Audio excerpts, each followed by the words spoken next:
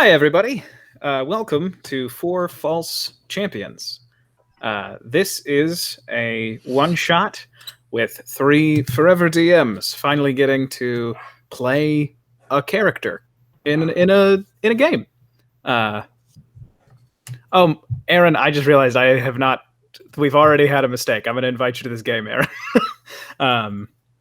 So yeah, to walk you through what we're doing, basically, it is a just quick adventure with characters from the worlds that these DMs run or play in, and they are going to be transported into our game world. What that means is that there is going to be some cross-dimensional help that can be given by the chat. So if you see the phrase that corresponds to a character, and enough people happen to drop that in the chat at around the same time, something positive could happen. And so I'm going to let each of you introduce yourselves and say something about your show. I realize that I also did not mention that, but so let's go ahead and do it in alphabetical order based on character. So Scott, if you would like to say a little bit about your Twitch and YouTube channel. Sure. I'm Scott. I run Zeal Zaddy. We are getting ready to launch a new D&D 5e campaign called Mists of Elixia. That'll be launching on September 19th, Saturday nights. But as a preamble to it, we're going to also run Wednesday, Thursday, and Friday solo and duo adventures to lead the characters up to the launch night on Saturday. So we're at Zeal's. Everything is that /Zeal Zaddy. Twitch, YouTube, Instagram, Facebook, Twitter, the whole shebang. Okay, there we go. So go ahead and follow Zeal Zaddy everywhere right now. Next up, Jesse. Hey, I'm Jesse, GM of the Monster Hunt Cast. We're a D&D 5th edition 5e show that goes every other week. And right now we're a couple episodes into our second season now. And you can find us on same thing, Twitter, Facebook, Instagram with at Monster Hunt Cast. All the same. Good brand recognition. Great brand recognition. And finally, Liam. Hi there, guys. I'm Liam from 1 in 20. I DM for a group of friends from England. Right now we're in the middle of my homebrew campaign, Ravis, The Lost World. We're about 12, 13 episodes in. The 13th episode coming this Sunday, 5:30 p.m. BST. No, that might not mean a lot to a lot of the people listening, but come listen, man. Stay up for me. You can catch us at 1 in 20 TTG. That's the number 1 and the number 20. Yeah, it is currently 2:00 for Liam. So if you are in North America, I think once we see Liam's phrase, you should probably mention that a few times. Please help me. And of course, this channel is the Sunken World Saga. We play every Monday and Wednesday at 6 p.m. Eastern Standard Time. But now we are going to jump into the game. So I would like it if I could just know what each of your characters are up to in their respective world. So what is Arian doing? Scott. Well, currently, he is planting a grove in a place where there was a big fire, and his hands are dirty, working the land, getting it ready for the trees. Of course. And what's Korduk doing? He is sitting in his tent, finishing up a basket that he has been weaving for the last couple of days, and he has put that down and is now beginning to strap on his armor to get ready to train some new recruits. All right. And finally, Zurai. What is Zurai doing?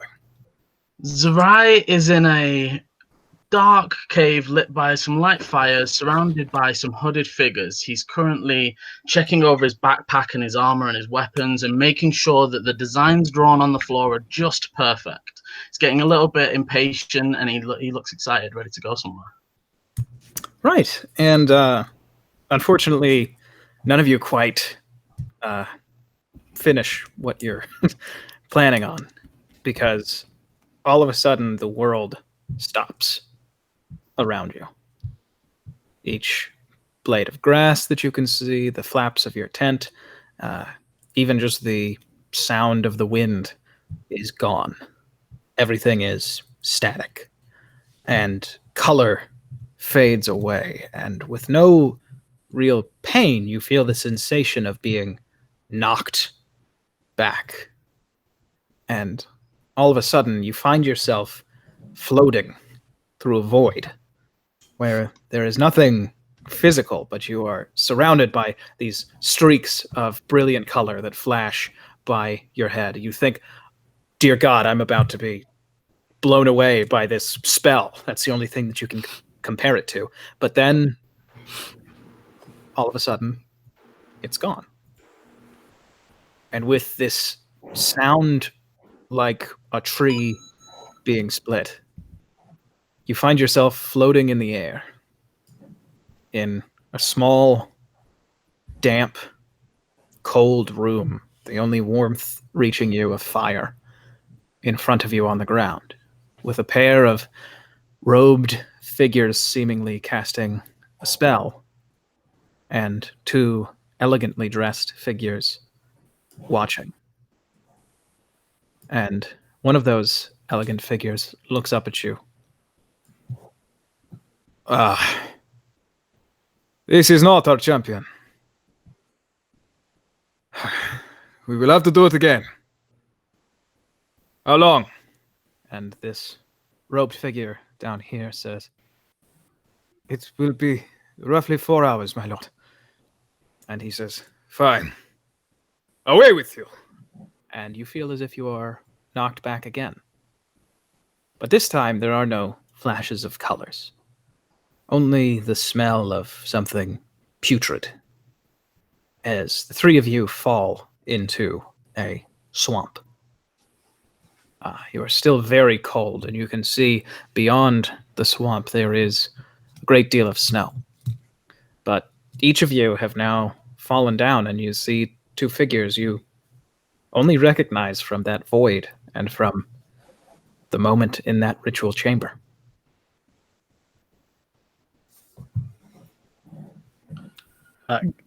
What happened? Where are we?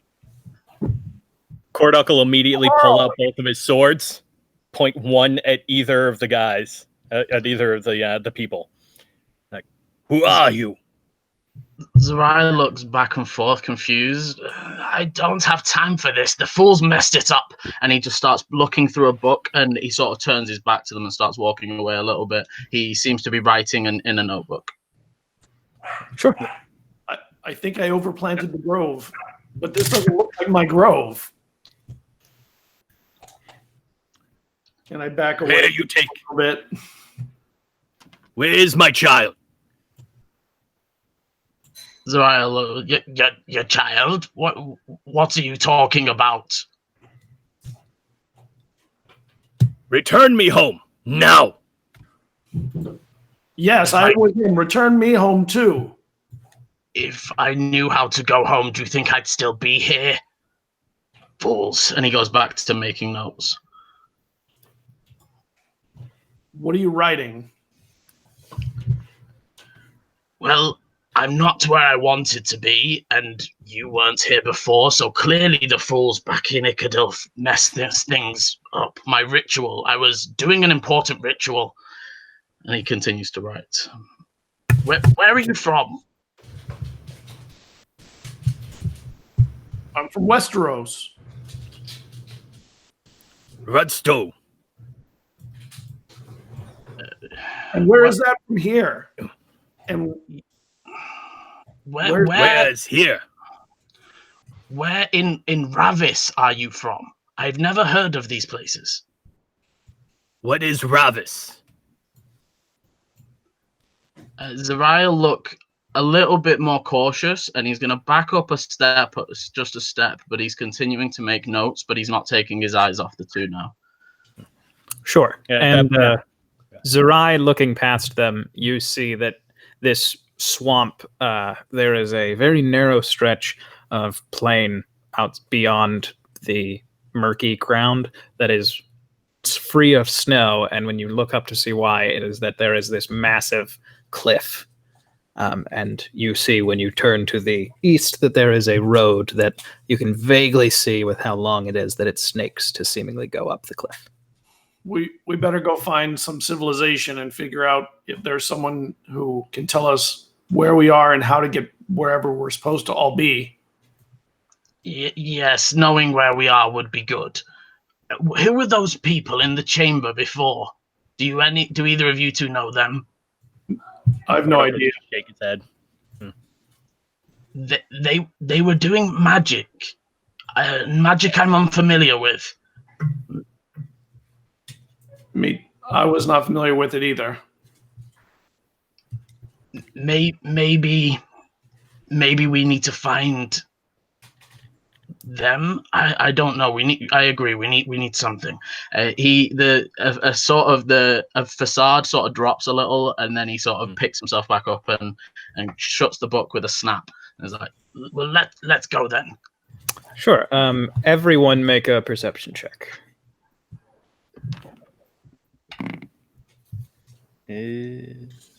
17 for Korduk. Nice. 23 for Zorai. 5 for Arian. Okay. So Korduk and Zerai, you all look sort of southeast across the bog, and you notice that across from a fallen tree that seems to create a natural bridge between the more difficult to cross bits of the swamp, you see 2 robed figures walking towards you. Zerai would immediately be drawing his weapons. You see him draw a longsword and a crossbow, but a hand crossbow, but he would have them low, just in hand. Yeah, Korduk he'll actually walk up kind of in between the other two now. And he will have, over the conversation kind of started to rest his blades on his shoulders, but now he'll kind of drop one to his side, but hold the other one up in front of him. Okay. The gentleman who seems to have a bit more swagger in his walk, you can see through the shape of his robe that he saunters a little bit as he steps up onto the fallen tree trunk, and he removes a hand from his long sleeve and gives you a cautious wave. Hello there. Hello. Who are you? My name is Damus. It's a pleasure. What brings you to the swamp? Magic. Ain't that something? Where you from? Not often we see fellas what with horns. Zerai will sort of step forward, weapons out but lower, and he'll be like, we were sent here not by our own choosing. Could you have direct us towards a city, town, somewhere where we may rest our weary bones? And he's trying to be a little bit more persuasive than that. Yeah, make a persuasion check.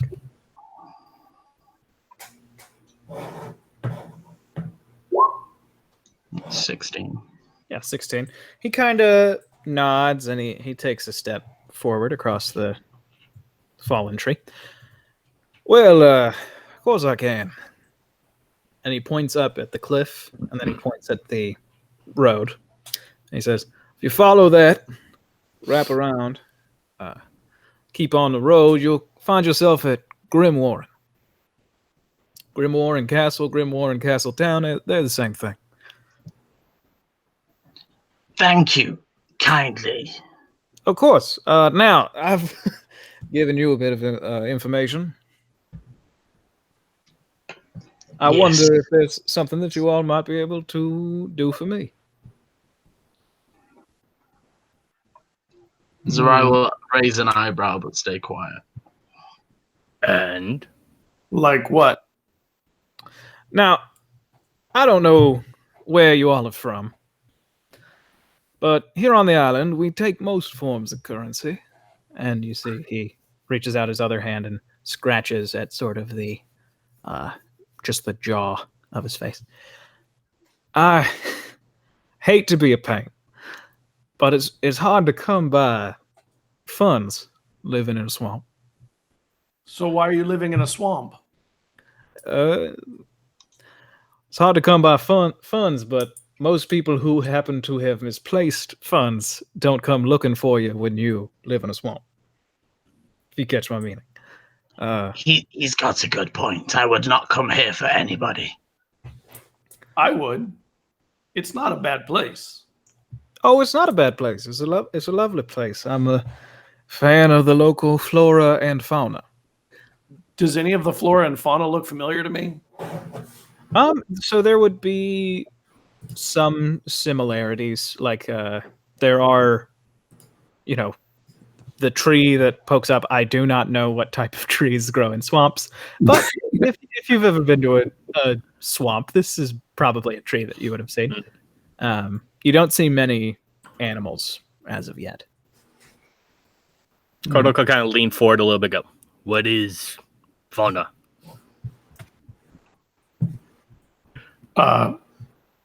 Plants. I'm sorry, animals. Then say animals.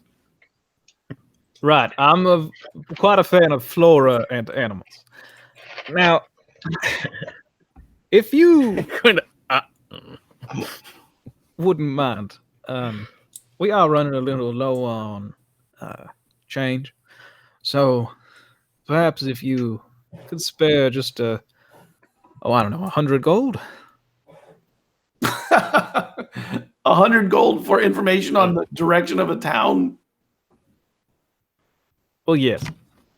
And maybe I've misspoken. Safe conduct to the town.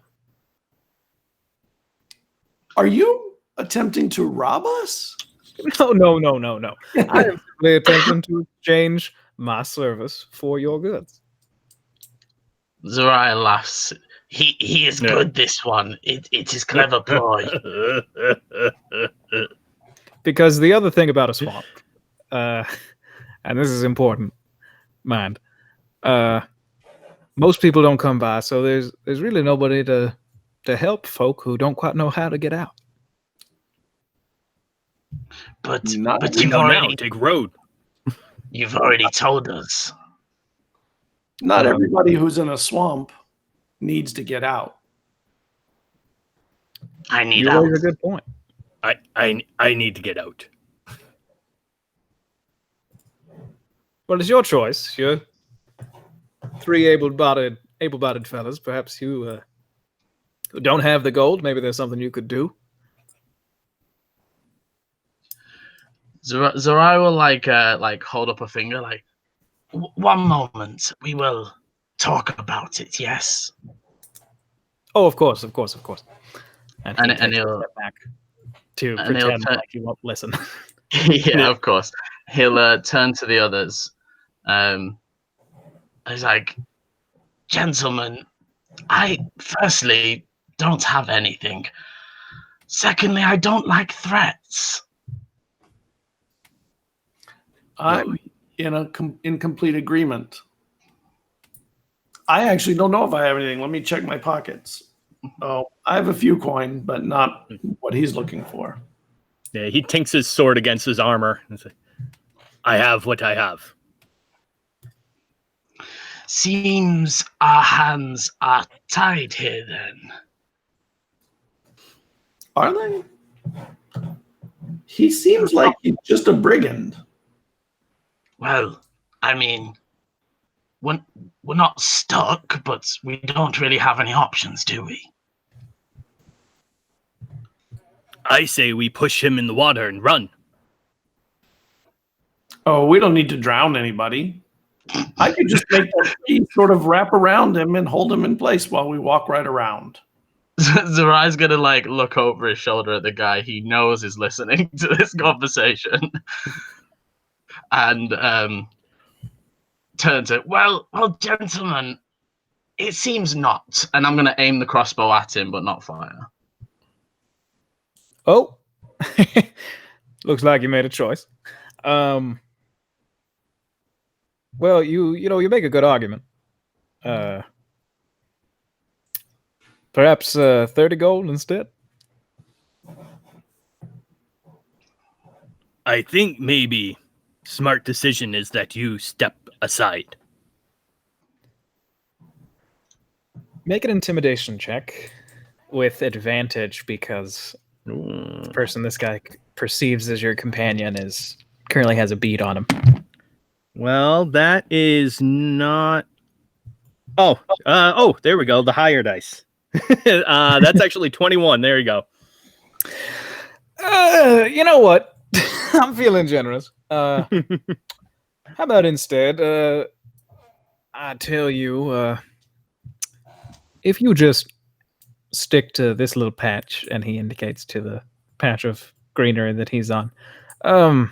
If you just stick on this, you'll notice that there's a few spots in the mud and the water that are a little bit thinner, and most of those spots you can walk on, and you won't wake anything up. Hey, let's make our way. And the two of them turn and they walk due south. Well, that turns better than expected. Very well done. And he sort of pats. Sorry, is it? My bad. Corduk on the back. It seems like people here are the same as people everywhere. As it Yes, seems. Maybe so. Zerai will sheath his longsword, but keep the crossbow in hand for now, and just sort of let's be cautious, shall we? Yes. Yes. Let's continue. All right, and if you go cautiously, I think, Arian, you're probably the most familiar with the swamp. Yeah. If you take the lead, make a nature check with advantage. Oh, natural 20. Oh, nice. All right.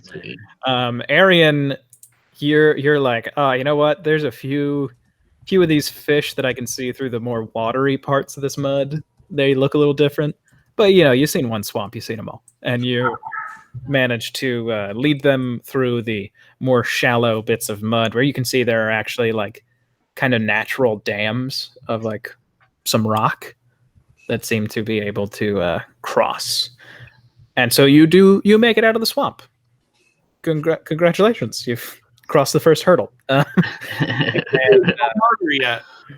So you all are right here, essentially. There is a little bit of this thin grassland. And you can see there is this larger cliff, but you recall his words about this castle town. But as you make it out, you can see this vague tree line in the distance, and you can see a bit of smoke. And the more discerning of you note that there is a small hut inside of this very thin little bit of woods. But if you follow the road, you could be at this city in who knows how long. I think we should follow the road to the smoke. I would hate to think of a forest fire bringing down the forest. Zerai would look over to it. Are we sure we want to trust more locals? Who can we trust? We only know each other, and we don't even know each other. You make a good point, but also you didn't threaten me in the first 30 seconds of meeting me either. I know. I haven't had enough time yet. I'm only kidding. Okay. We'll get along fine, don't you worry. By the way, I'm Arian. What was that? No, go ahead. I'm Arian. What are your names? I am Zerai. Nice to meet you, Arian. Zerai. And Corduk. Corduk. I'll kind of give you like a head bow, yes.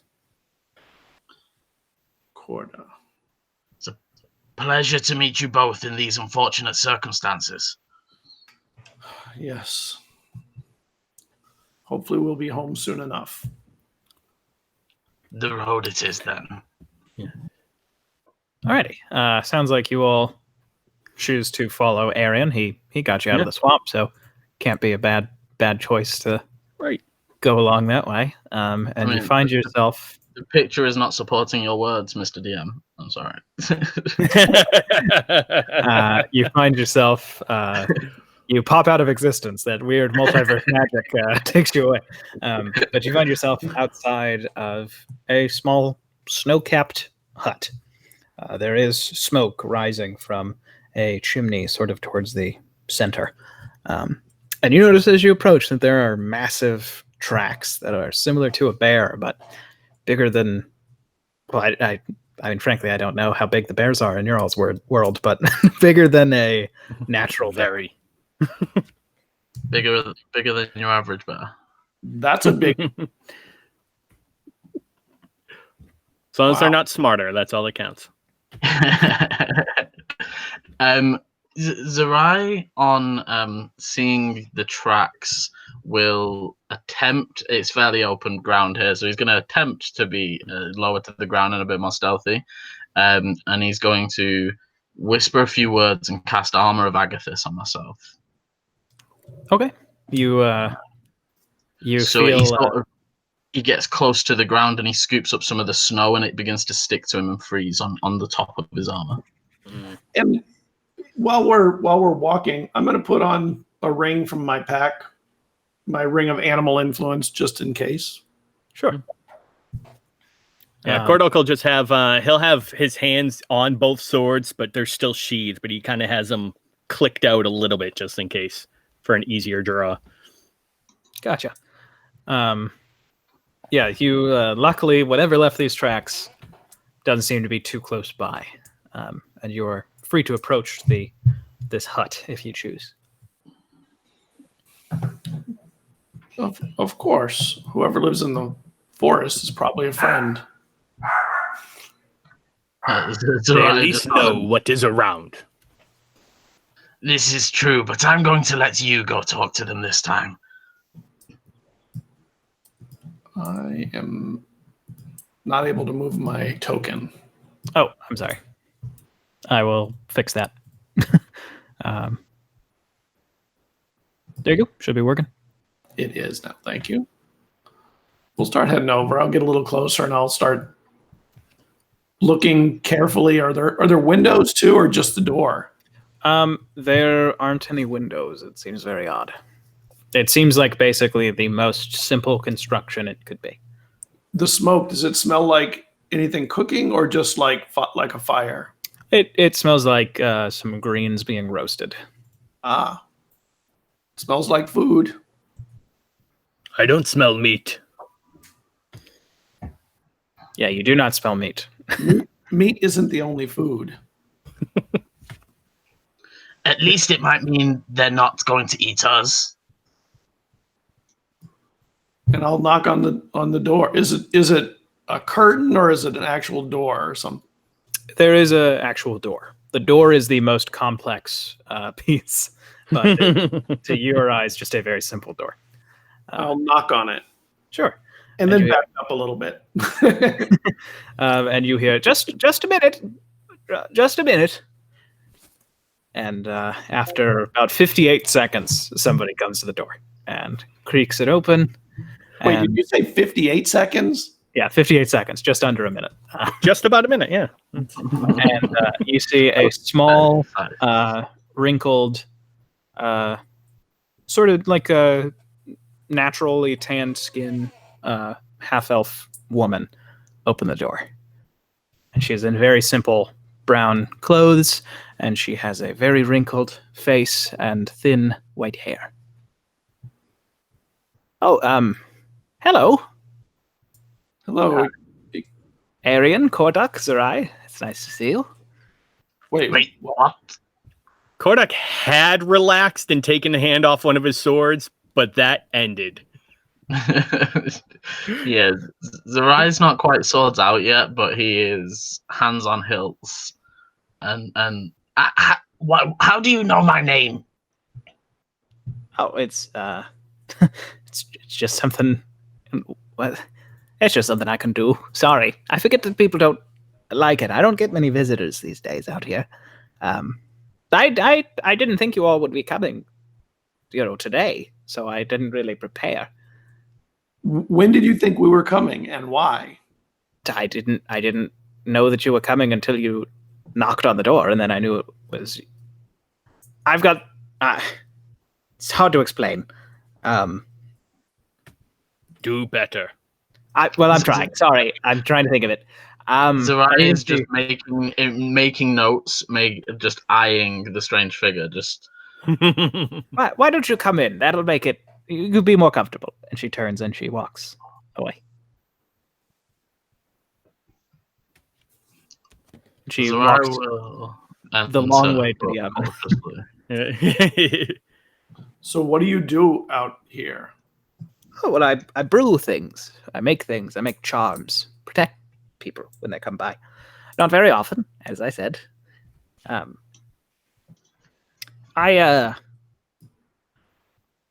If people make contact with me, I can see a little bit of their past and a little bit of their future. That's the best way to explain it. So, you all coming here means that I know a little bit about you. It's very strange that you're here. You're not supposed to be here. This isn't. Do you know where we're supposed to be? Well, sure. And she points at each of you and says not just the world, but like the place that you make your home in that world. And do you have a way of getting us back to those places? Oh, no, not me. This is powerful stuff that got you here. I think your best bet is probably to find whoever brought you here and make them take you back. And do you know who brought us here? Well, I know who you saw when you first crossed through. That's Lord and Lady Dalkin. They're in charge up at Grimwarren Castle, so going there is probably your best bet.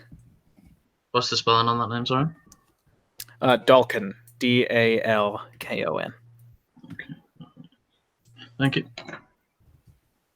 And, well, I said I wasn't prepared, but I do have a little something. And she reaches down into the oven. No mitts, you notice. And then brings a pan of baked goods and sets it down on the table. And you see there are 4 like scones, and they all look slightly different.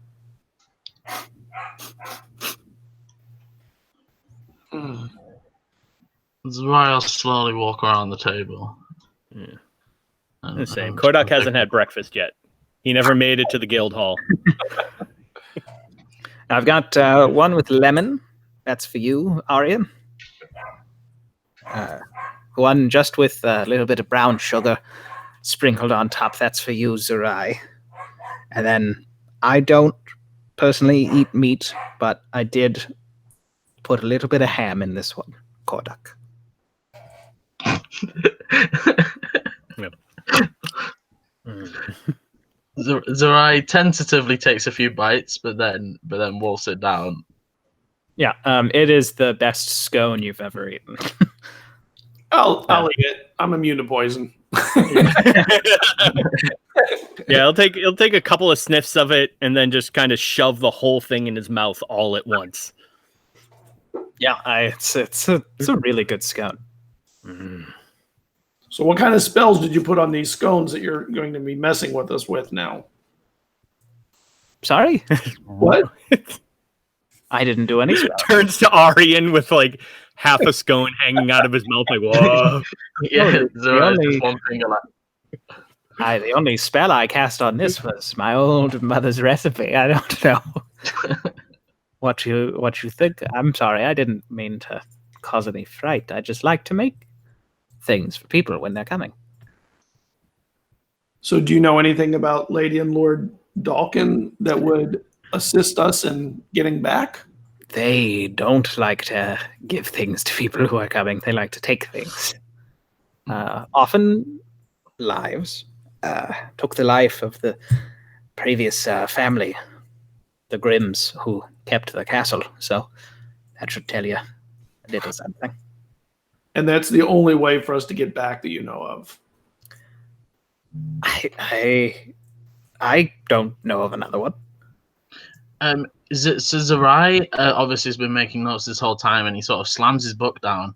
He's like, "It would make sense though if did you hear what they said when they summoned us? That they would have to try again. That we weren't champions. Yes, I mean champions is such a funny word anyway, but maybe there is a chance we could hijack their next summoning, as it were." They said it would be many hours until next one. Sounds like you got a few hours. Yes. Where is it? Where do you know how we can get there quickest? Well, if you follow the road, the biggest trouble you're gonna have is getting inside of the castle, getting into the town. That's no trouble, but getting in through the castle. I have a friend in town, the wizard Alzabar. He's the only one who lives in a big tower. The only one whose house is probably clean. So if you step in and talk with him, you might be able to find a way in. I'm guessing he'll want something in return, though. He's not. Zerai will raise an eyebrow and look to the table. You said there was 4 scones, no? Was the 4 scones, or did he eat one himself, or did she eat one herself? Sorry. She has not eaten it yet, but she did not slide it on a plate to anybody. Zerai is looking at it and be like, does he like scones, perhaps? Oh, he does not eat my scones. He's refused them every time. I beg him for him, and he says it doesn't. He's not eating carbs. I've heard about these diets. It's messy. He says he wants to eat like his ancestors did before they started processing things, and I said I don't know what that means, and he just looked at me like I didn't know anything, and it was very insulting. I do want to thank you for the scones, but we are pressed for time if we have to get there soon. You said you make potions. Would you be interested in selling or trading any potions for anything? I think I would be, sure. I could make you potions. I could give you some charms that could protect you a little bit. All I'd like in return is a little bit of gold. I do need supplies from time to time. I do have to go into town to trade. I have a little gold. Do the two of you have any? Korduk will reach into his trousers and pull his pockets inside out. Yeah, Zerai is coinless. He has a few. He has research notes that could be considered useful to the right person, but nothing of solid value. So what would 5 gold pieces get us? 5 gold. I could give you a potion. Why not? What kind of potion? Oh, it would be a healing potion. Not a very strong one. They're expensive to make. I just, I don't like you all being out of place. I want you to get back home. Do you have potions that would allow us to, say, levitate over a wall or anything? Unfortunately, those aren't really my specialty. More things to do with not dying. That's more of my expertise. Mm-hmm. Well, any help is appreciated. If you are okay buying, but buy it for yourself, and if things get dire, you can use it, I suppose. Could I get 2 of them for 10? Do you have enough? She kind of narrows her eyes. Make a persuasion check.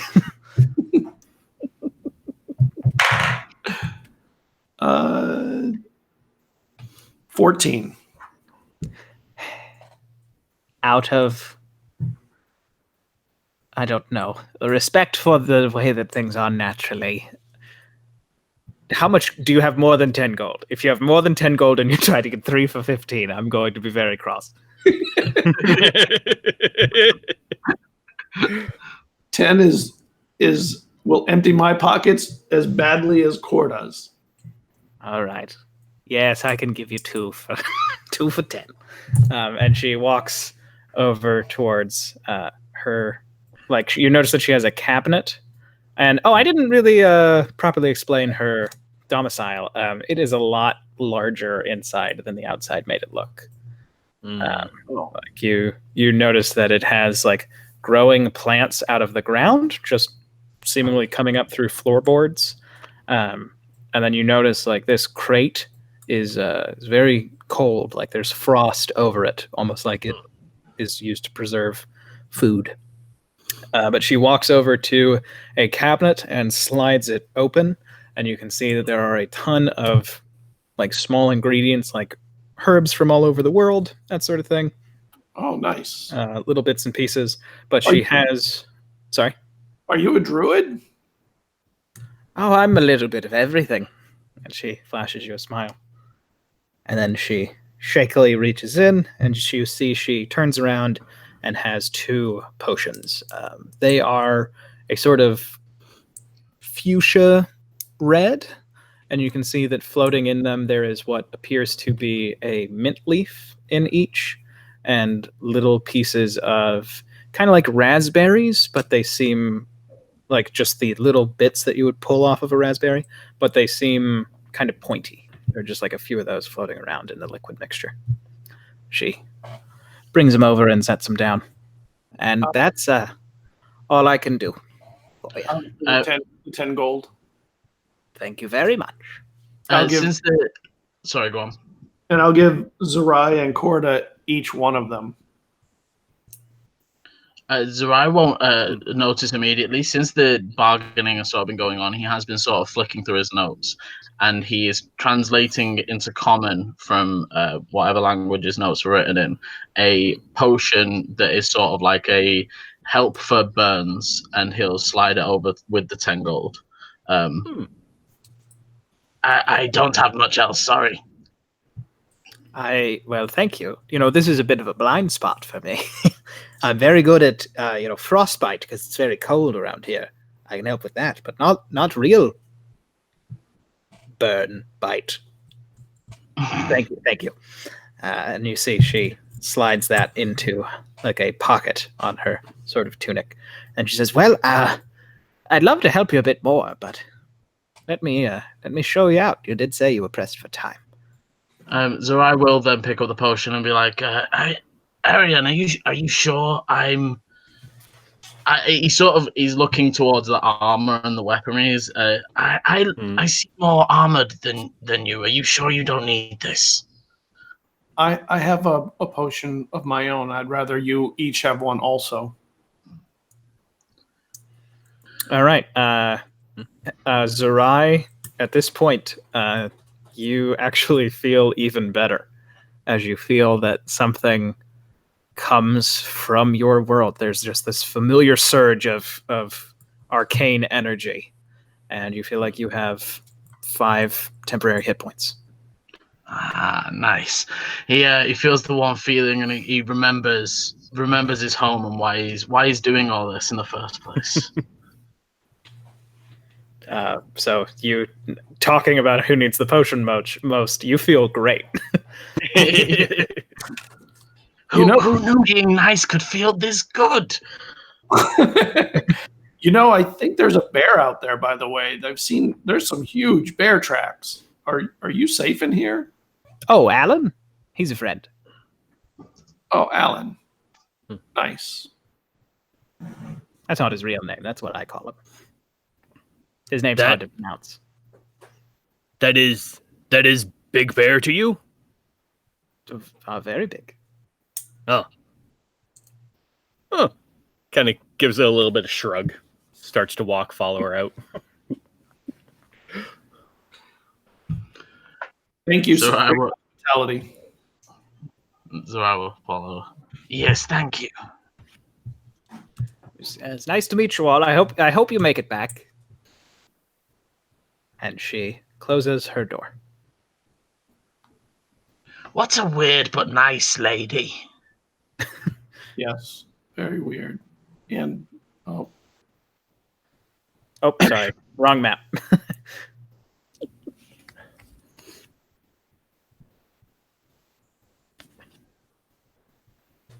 I assume you all are having this conversation as you walk. Yes. So. Yeah. So as we walk a little bit, I'll lean over to Arian, and I say, there are men in guild that have books and plants. I think you like them. what guild? Hunter Guild. Oh, We yeah. take care of the beasts. Excellent. I like them already, although I'm not sure I love the name. Oh, we don't kill all the beasts. Only some. Yes. You have to. But yes, tiny one Nell, I think you would like. You remind me of her. Maybe one day I'll meet her. Maybe today. Zerai suddenly comes of the realization that there's no guarantee when they jump through this portal he's going back to his world. I hope not. No offense, but I'd quite like you to go home first. We've only been here a short time. You're already homesick? Do you never leave home? Well, no, actually, I've been trying to leave for a very long time, just not like this. You succeeded. Wait a minute, did you do this to us? No, my destination was much colder than this, let's say. Oh, well, I'm glad we didn't end up there. Yeah, as Rai says that, and Arian replies with that, a cool wind crosses your back, and everybody who's not armored up in ice feels a little bit colder. Yeah. But by this point, you have wound your way up the cliffside path, and you can see the gates to a massive wall of black stone in the distance to your north. And then there is a small, what looks like it used to be a house off to the side, and you can hear the clip-clop of hooves as you approach.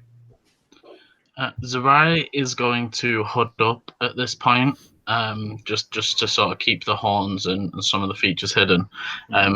As a note for the spell, has it been an hour of travel? Have we been traveling for about an hour? Not an hour, 30 minutes. Okay, cool. So the ice armor of Agathis will run out in another half an hour. Do any of you have a rope? Yes, I have rope. His head. We can get over the wall. If you have a rope, I can get you over the wall. It depends on what the issue is. If it is a simple guard problem, I might be able to deal with that for us. I meant getting over the wall. I can climb over the wall and carry the end of the rope. How tall does the wall look? As I asked that, how tall is the wall? As we try and look, I know it's at a distance here. So. Yeah, the outer wall, because you can see that there are two. The outer wall looks like it is about 15 feet up. The one beyond that looks like it is like 30 feet high. So from looking at it, you can intuit that there is probably the castle town that you can get into that the woman you spoke to in her hut said you could get in no problem. That bigger wall is the one that could be trouble. That's the one that you might have to climb 30 feet to drop a rope. And looking at it, how is it? Like very nicely made? Is it smooth? Is it speckled with bits of? How well maintained do the walls look? The outer wall looks a lot less well maintained. The inner wall looks pristine from what you can make out from this distance, and it actually seems like it kind of flares out as you go up. It could be possible, but I think we should get closer and see what the defenses are like. I do not fancy a fall from that height should they see us. Let's inspect. I can agree. Okay, and so you all are walking across the road here. Yep. I'll step aside to let the horse go by. Sure, Yeah. and you see there is a moderately well-dressed man leading a cart with what appears to maybe be a hearse that he is pulling along. Zerai will try and get a bit of a closer look at. He's looking for sort of any like signs of officialness, if that makes sense, like a badge or a plume or. Sure, nothing like that. It does seem like he is wearing like what you can recognize as colors of a house. Looks like violet and a sort of like deep wine red. He has this sort of streak to like like pinned to his coat. He has like this ribbon thing. Okay. Won't pay them too much attention. Sure. And he and the horse disappear. As we're sort of passing by this, does this look like properly ruined, like roof caved in, sort of old, or is it sort of newly destroyed looking? Looks like whatever was here, it got destroyed a long time ago. Like there is just a singular like corner of a house left, and you do see smoke piling over, and you can see there are some people huddled around a fire as you get to like around here in your trip. But it looks like whatever this was, it is very old. So it's not like a war-torn area. It's just kind of fallen from age. Yeah. Yeah, it doesn't seem like it was like torn down. Just seemed like something didn't work out. Maybe we should warm ourselves by the fire and hear from the locals about what happens here. That might be a good idea. Let's. I'm going to hang back a little bit and watch. I'll give him a sideways glance. Zarai's just going to move to here, and he'll be leaning sort of against the rubble. But due to his tiefling nature, he doesn't actually feel the cold, so he's perfectly happy over here watching. Gotcha. When you all sort of poke around, you see there is a older man, a older woman, a young girl, probably like 6 years old, and then a boy who looks like he is on the cusp of being a teen. Looks like a preteen, 12 years old about. Hail, friends. Hail, traveler. May we warm by your fire for a few moments?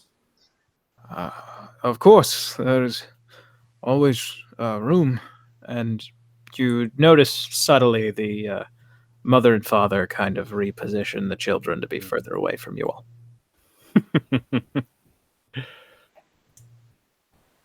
Yeah, Kordak will gladly go by the fire. He's used to much more warm conditions than this. Much warm. Thank you. The road is cold tonight. Yes.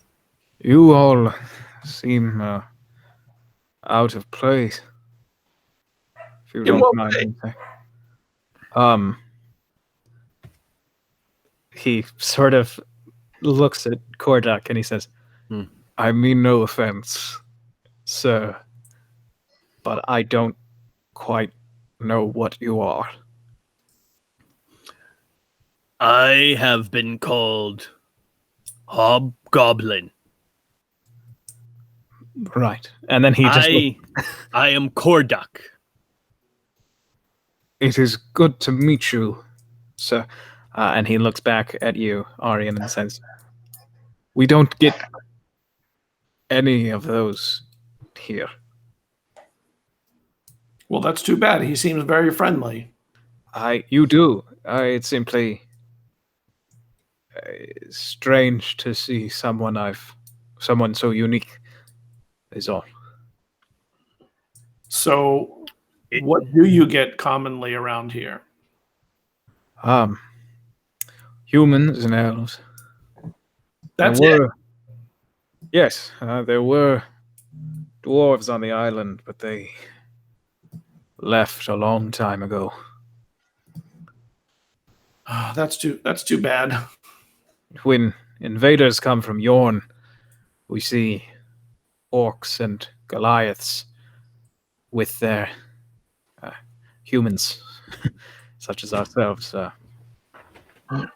But I meant no offense. So, what can you tell us about the castle up yonder? It is a terrible place.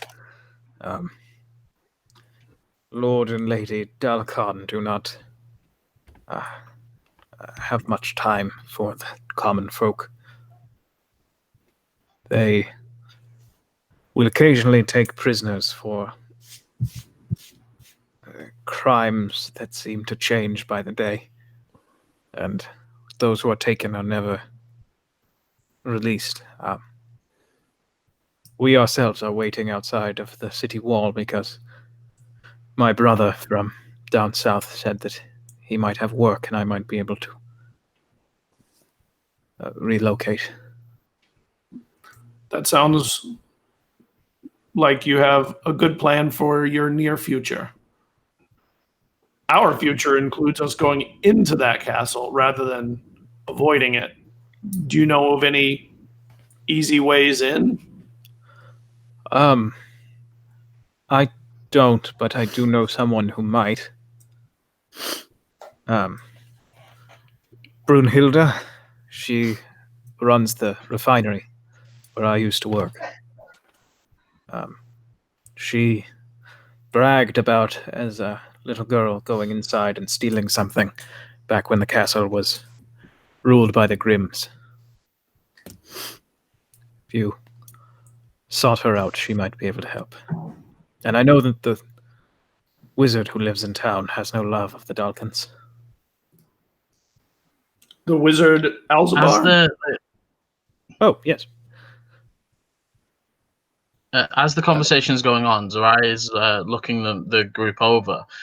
Do they, like you say, they've got children with them and such? Do they look like massively underfed and such, or is it just Underfed, but not massively so. They're probably rationing their food here. Yeah, Zerai would. Oh, go ahead. Yeah, Zerai will sort of head over slowly, sort of ignoring the adults in the conversation, and to one of the children, he'll offer out one of his rations. But if any of the other two look at him, he will instantly storm back over to where he was and act like he's not interested anymore. Yeah, the daughter comes over and takes it and nibbles on it. The son did not seem to notice because he is staring at Korduk's swords.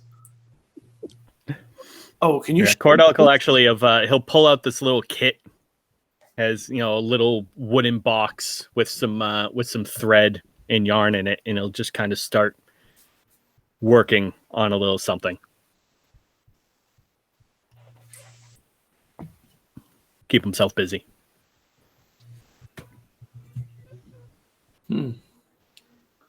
So where could we find this wizard Alzabar?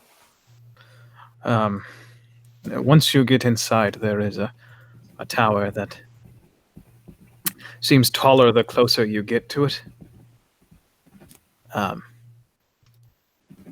Once inside, you'll be able to see it. It will appear to be taller than the walls. You'll notice it. It's the only building of its construction. The rest all look fairly similar. They were built around the same time. His tower is. He moved to town, and one day it simply appeared.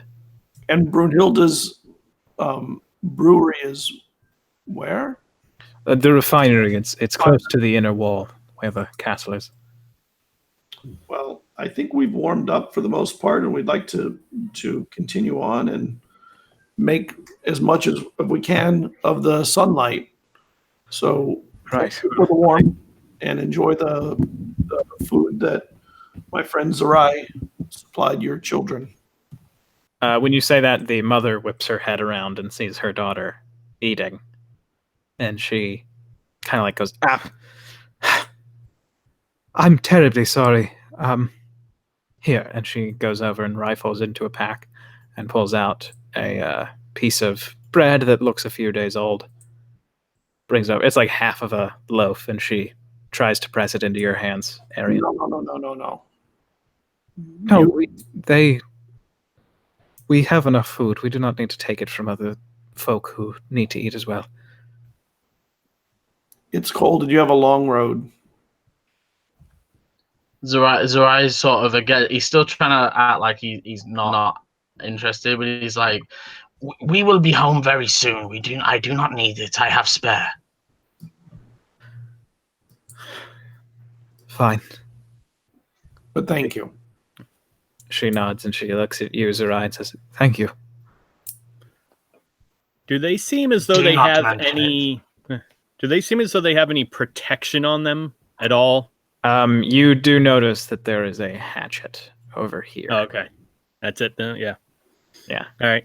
He'll kind of pack up his little kit, stick it into a little pouch in his back, and then he'll. It's tiny. It's probably only maybe a couple inches tall, but it's a little doll that he'll kind of gesture to the little girl. She goes, and she comes over and takes it. There you go. Wow, there's more to you than meets the eye. Hobgoblin seamstress. What's the non-sexual term for that? Seam In worker. Seamer.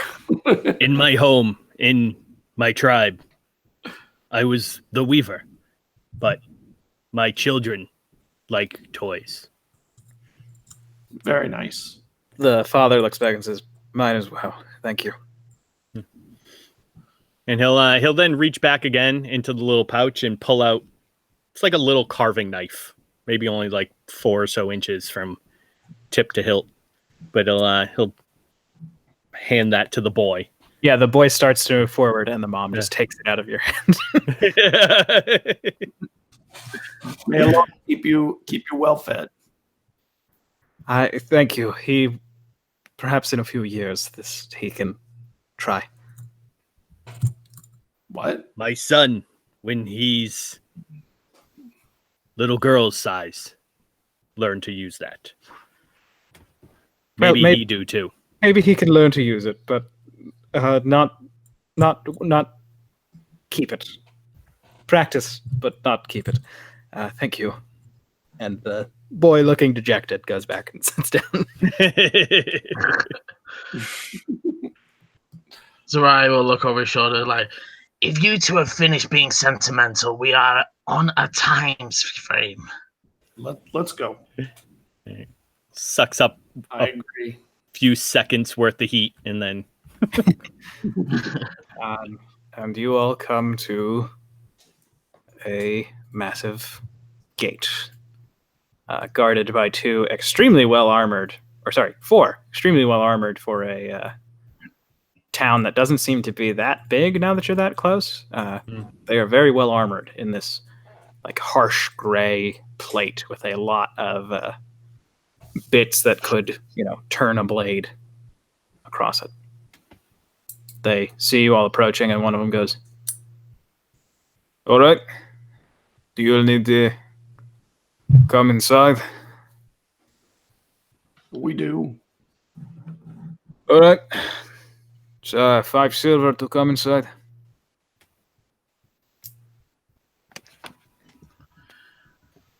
Zerai will let out a little bit of exacerbated this place. And then he'll step forward. Gentlemen, come now. We are on important business. for the wizard. Would you keep us here at this gate? The wizard is the enemy of Lord Tolkien. So if you are here for business with him, I do not have a reason to let you inside. Unless... Why would you let such a person live in your city if you do not like him so? He doesn't let any of us closer to the tower. And he walks forward, and you see that, just like the little boy at the fire, he is looking at Corduk's sword. I suppose we could let you in for something of equal value to 5 silver or a little bit more. How about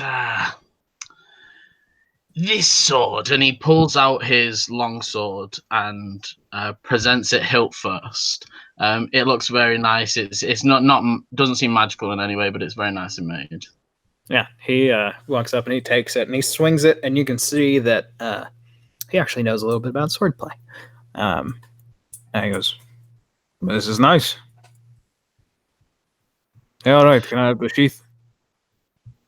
Yes, of course. He hands over the sheath. He's before he hands over the sheath, he'll be like, "Now, this sword is the payment for all of us. Yes."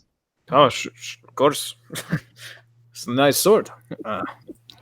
Thank you. You'll be careful with that. It has a mind of its own. He kind of like looks over his shoulder as he's walking back, like, "I'm afraid." And then he's like, "Oh, but my boys are watching." So he gets back to the. When Zorai sees the look, he's gonna sort of give him a look back. He's trying to give a knowing look, and he'll just be like, "Don't worry, I'm sure you'll be fine." He seems convinced, and he goes and he knocks against the gate, and you see it slowly begin to open.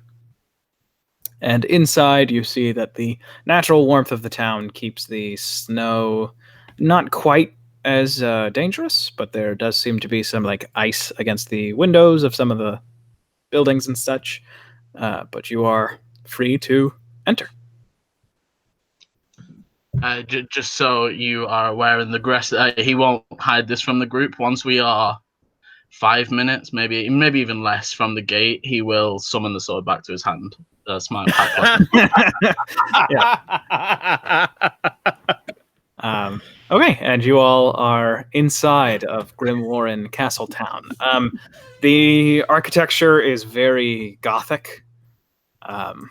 Very, very muted colors. There's no extravagance towards the buildings that seem to be built for more than one person to use them. A few of the houses have a little bit of, a very small floating buttress, not quite a flying buttress, but you see there are a lot of sharp edges seem to be a big part of this town. And there are a few people scattered about the streets and a few soldiers, and I am going to show you, just like with the map to get you to the city, here is a, not quite to scale, especially because you all now look like you are massive. Here is sort of what you're looking at for the city. Okay. And so we'll let you all decide where to go. It doesn't seem like anybody wants to speak to these newcomers. No one, a couple eyes find you, but quickly dart down. And you notice there is a singular road. The rest of the town is like a sort of cobbled together system of, we're not walking on dirt here, but it is not maintained like the road that leads you to the castle, which you see is straight ahead. We should find the refinery first. Are we the refinery seemed the way in? Are we just confirming this, or are we going? Do we plan to see the wizard at all, or shall we? No, I want to see the wizard for sure. Okay, then let's go to the tower first. I'm fine with that. I'd like to confirm that we have a way in with the refinery. That is true. Can from where we are near the start of the walls, are either of the refinery or the tower obvious from where we're standing?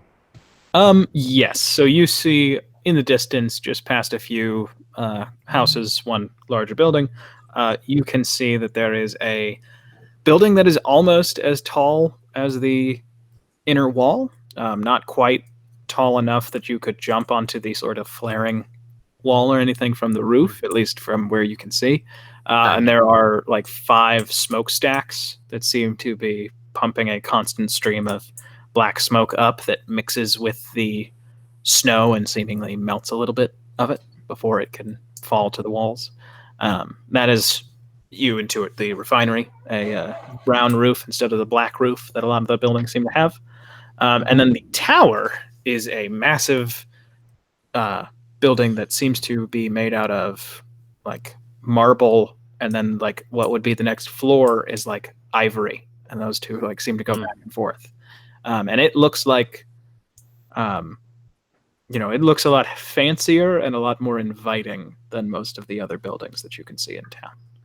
And it is capped with a sort of like flower image carved out of stone. So Zerai will look over that way and be like, I'm only guessing, but it seems they're in the same similar direction anyway. Before we head further in, Korduk, do you have a cloak of any kind? And he'll kind of look around. Yes. I usually do not need warmth. Yes, it's just that's the second group of people to react slightly, shall we say, hesitantly towards your visage. I'm used to it myself, but I do get it a lot too. I'm used to it. Okay, as long as you are aware of what your image can do. Yes, many not used to it. No worries. Shall we head on then? Yeah, and now that you all have discussed the the shock that people might have, so would you like to go to the tower or the refinery first? Yes. Okay. Yeah, I think if we head in that general direction, keeping an eye out, like if one grabs Zarai's attention first, that's probably where he'll deviate. At the moment, he's most interested in the tower cause magic, and he likes magic. So, sure. If the refinery isn't hip and happening, he ain't going. I will say that the refinery seems to be where most of the warmth comes in town. I don't know if Korduk that might influence you. Yeah, if we're walking that general direction, and then he feels the glow of warmth coming from there, he might find himself subconsciously drifting more towards that direction. Yeah. Okay. So I guess Arian, you are the deciding choice for where is visited first. There'll be warmth in the tower too. Why don't we go to the tower? Okay. So you all go over to the tower, and like the father said outside, the tower seems to get taller the closer you get to it. So that by the time that you are just, you are in its shadow, it seems like it is taller than either of the walls, taller even than the castle. But there is a large, there's no door, but there is a door knocker on the side. My general rule is I don't touch wizards' doors. I'll knock on it. I'll use the knocker. Yeah, and when you do the door knocker is in like a dog's snout. Oh, like wait a minute. It's metal, but it is like jutting out of the stone. And when you knock the third time, the ring like falls out of the mouth, and you hear, "Just a minute, old boy," from the flapping jaw of the dog, the iron snout. Oh, Korduk will absolutely jump back at that. And Zerai does the opposite and is getting so close to inspect how. And again, the notebook is out. Like he's muttering to himself, "The dog talks on the door. The wizards are crazy here." And in 57 seconds this time, They're getting faster. They're getting faster. That's good. They are. They're getting better. Opens inward, and you feel a great rush of warmth as you enter a building that seems to have a hardwood floor with wallpaper over it, like the floor has wallpaper. And you can see standing on an extravagant rug, there is in a deep blue robe with a long gray beard and a blue pointed cap, there is a gentleman who smiles at you as you enter. Hello there. You're not, you aren't with the lord or lady of this castle. I could feel that as you approached. What brings you to my door there, fellows?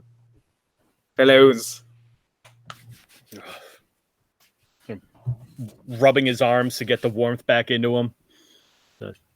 The lord and lady bring us here. Oh. Wait. I've lost my touch. I thought that you weren't with them. Well, I would like it if you would leave. Oh, no, not to panic. We did not choose to be brought here. It was very against our will. They're not nice people from what I've gathered so far. They certainly are not. Perhaps it would be... All right, fine. Come closer inside. Would you like coffee? Straight from the Western Isles, coffee? Yes. Very well. No, thank you. All right, one for coffee. Have Sir? you ever had coffee? I don't know coffee. It's brewed from a bean, and it's a little bitter, but a little wonderful at the same time. You must try it.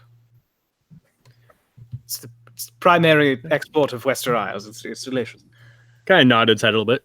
Coffee.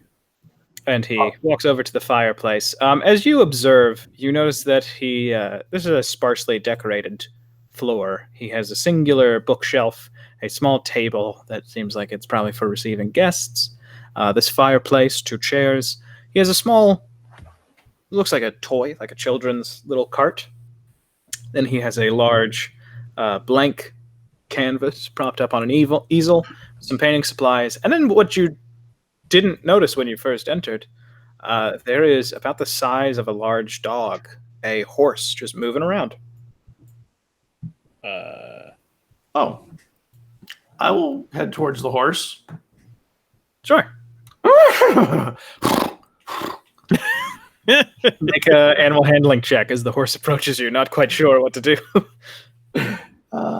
15. 15, okay. The horse walks up to you and starts sniffing at your hand. You notice, not a pony. This is, everything about the appearance is a fully grown horse, just much smaller. Is this what happened to your horse? It hasn't grown properly. Oh, no, old chap, I've simply shrunk him. It's what I do. It's the primary magic that I'm interested in. You're a professional shrinker. And grower. I like to do both. Because quite simply, most people in my profession, and he points at his pointed wizard hat as he says it, aren't quite interested in assisting the common people. And, quite frankly, I grow a piece of corn and it's big enough to feed everyone. I think, that's a good use of my time. Now, provided perhaps that doesn't work. Instead, I simply shrink all of the people. They eat a normal-sized ear of corn, you understand. And then, the same thing is accomplished. Whichever one works is good enough for me. Here you go, old fella. And he hands you a thick, basically like a clay mug, Korduck. So, have you considered making all the people much, much larger? then they could just climb into the castle and take it apart, couldn't they? Oh, that would be quite difficult. I am constrained to my tower, so can't leave. Wait, what? What? Why? Zarai's looking at him for the first time, like from the rest of the room. He is like resisting the urge to tear apart that bookshelf. Why you can do all this? Why can't you leave? Well, we have some difficulty presented. I was the official wizard for Lord Grimm, who held the castle before the Darkans moved in. Unfortunately for myself and for the people of this town, the Darkans managed a hostile takeover, and I was unhappy, and I said a few things, and I might have cast a few spells. And Lord Darkan himself is a powerful mage, and he currently has a curse, a spell on me that doesn't allow me to leave my tower. Unfortunate. Yes, I've thought about what if I could get so small that I could just sneak on out, but that hasn't even worked. Well, So as go on. as to the Lord, you said Lord Dalkin is a accomplished magic user, yes? Indeed. We seem to have been the unfortunate subjects of one of his spells. Some kind of a summon spell or something. Ah, that He is is looking for champion. Ah, son of a bitch. Right. That is unfortunate. I certainly hope that he does not succeed. Well, he failed the first time, hence us. We have assumed that we need to get back to him before the next casting. Certainly, because we are running out of time for the ritual to even work. I didn't realize. Is it winter?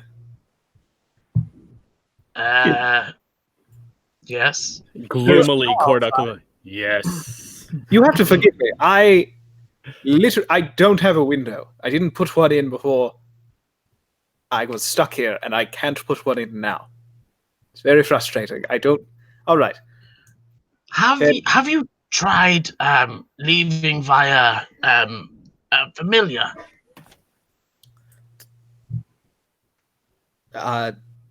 Wasn't the first thing that I tried. Was the second thing that I tried. Right. Yes. So there is a belief that on one specific day of the year that you would be able to, with a powerful enough wizard at the helm and a powerful enough warrior of the blade, that you could summon the champion who founded Talsabor Isle. And that anyone who summoned him would have him bound to their will, and with him at your side, you would be able to declare yourself ruler. And since there is war on our horizon, many folk would like to be in the very profitable position of king or queen.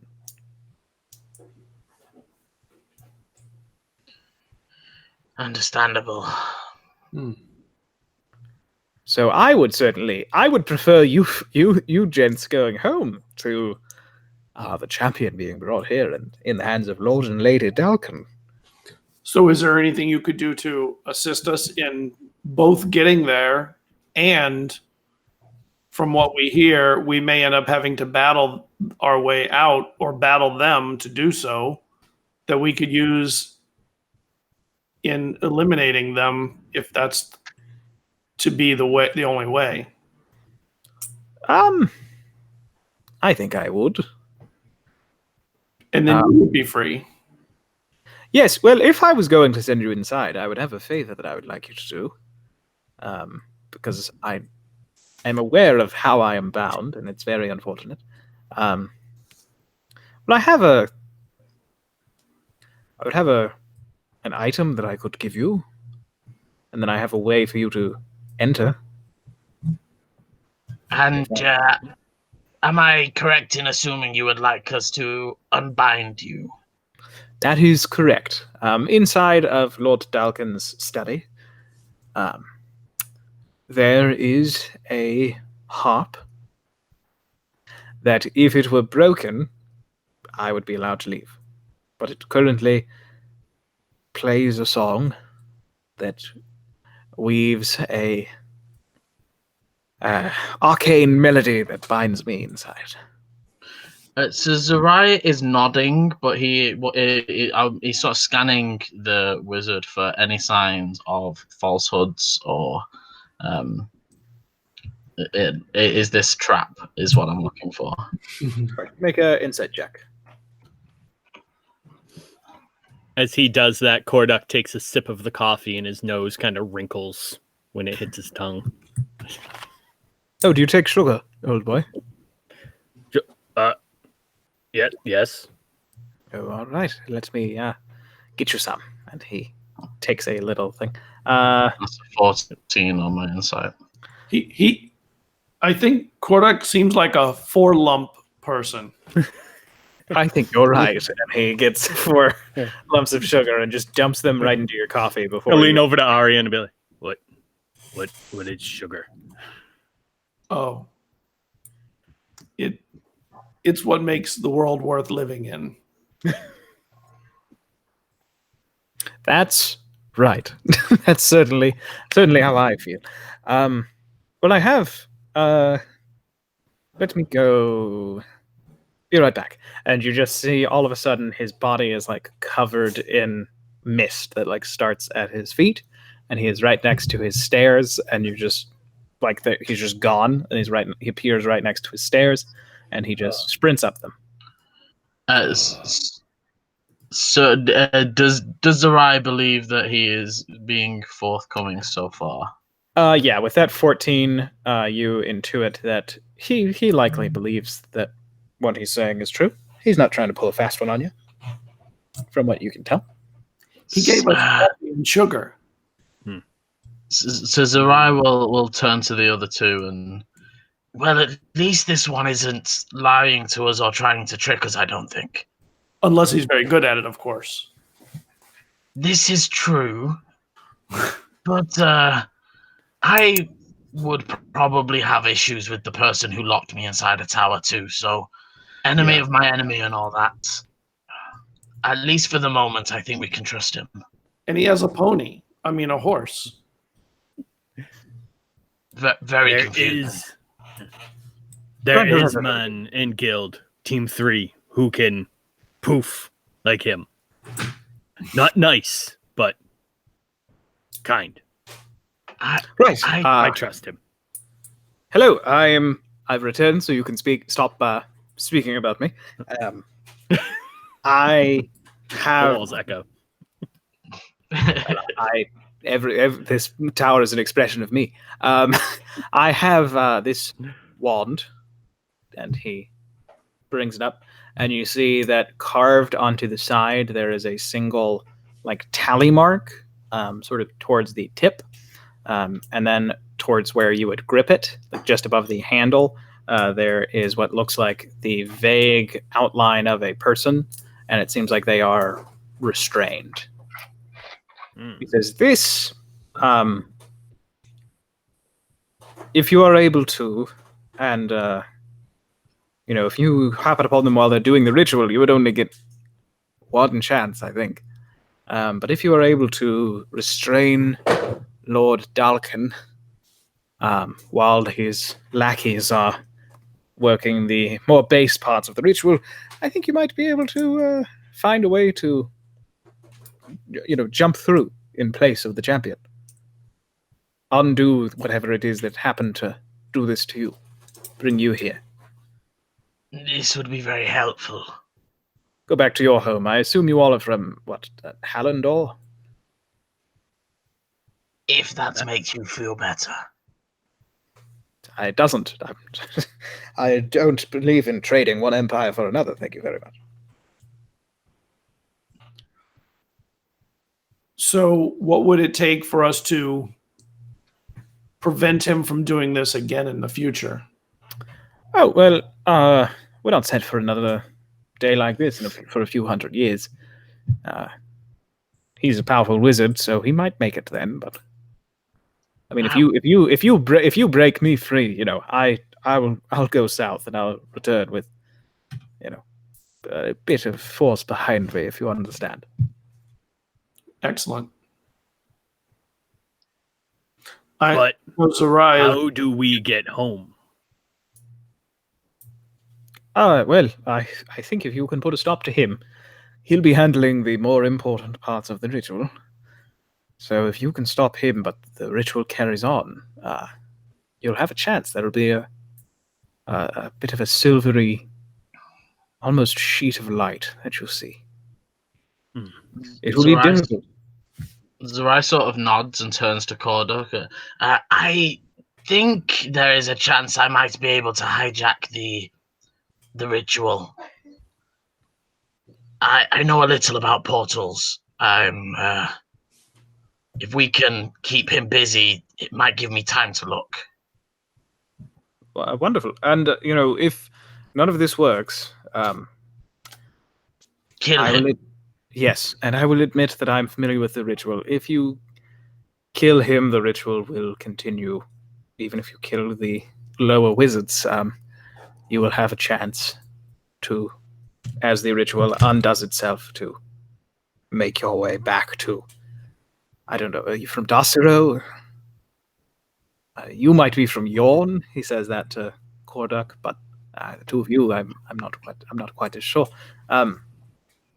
But you can go back wherever you came from, and of course, if you break me free, which I would very much appreciate, I will be able to prevent it from happening ever again. This sounds agreeable. Korduk will nod in agreement. Well, our time is definitely pressed. We heard that Brunhilde in the refinery has. Well, you said you have a way in. Yes.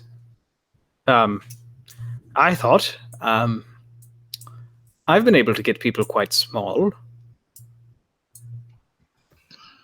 I don't know about this. Shrink you all down, send you in.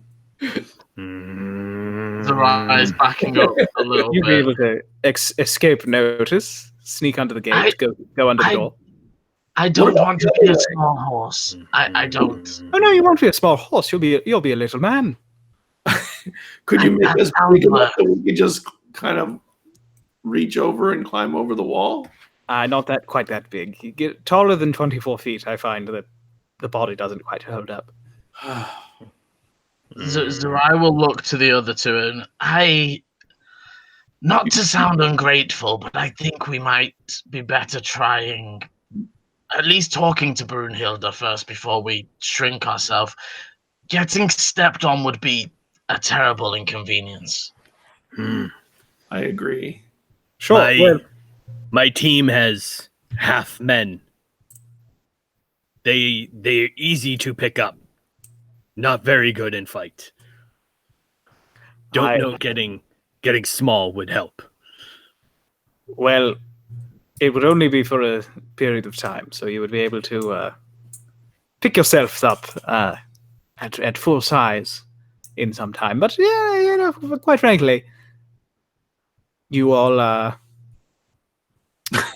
you all go and speak to Brunhilde. I literally have nowhere else to be, so I'll be here. Go ahead. I apologize for implying that a solution to your problem would be available to you. Zerai is like, it's not you, it's us. Right, right. Of course, no one likes magic that deals with size. Everybody wants to, throw fire from the sky. So it's fine. You all, please, continue. I assume that Arian is the one that took the rod.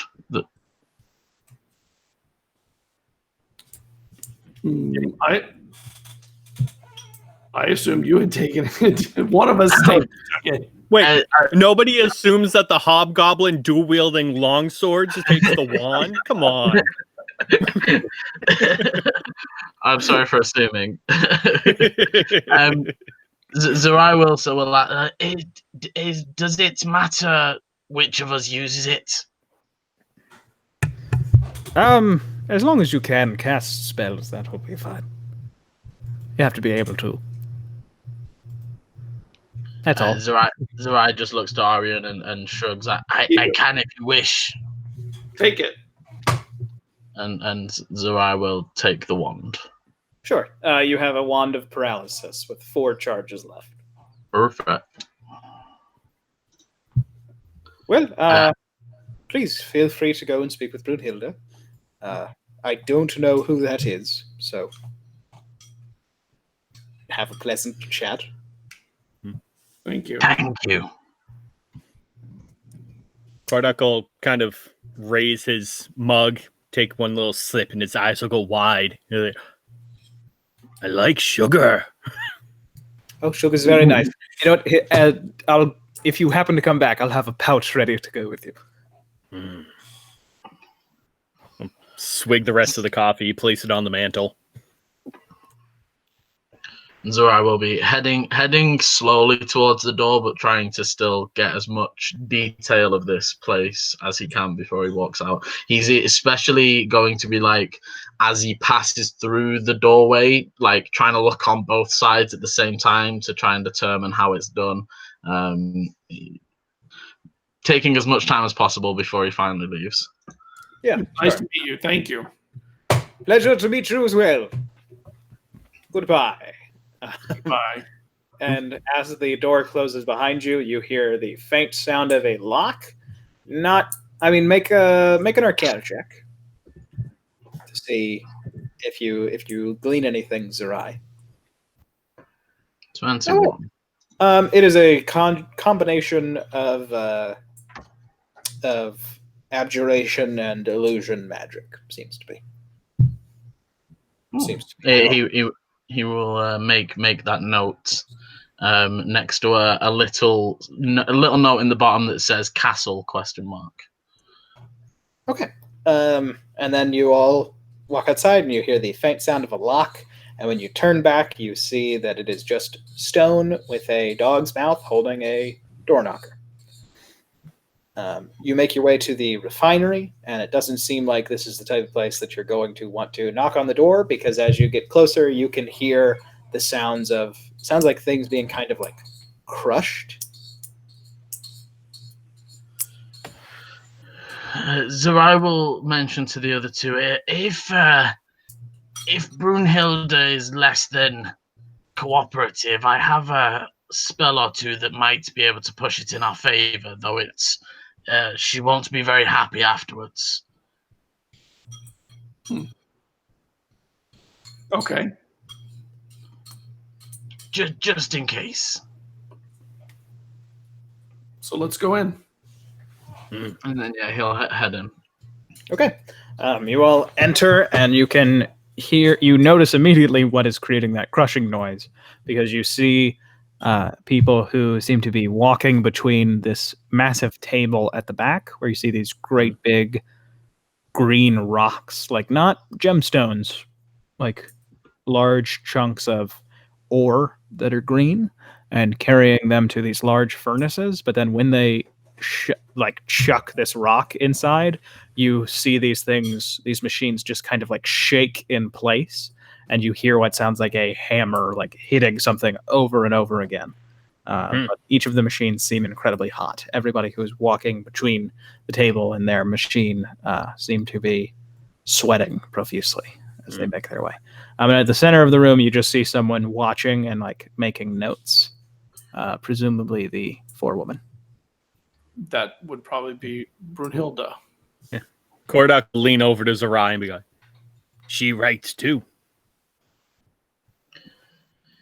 Yes, I assume different things though.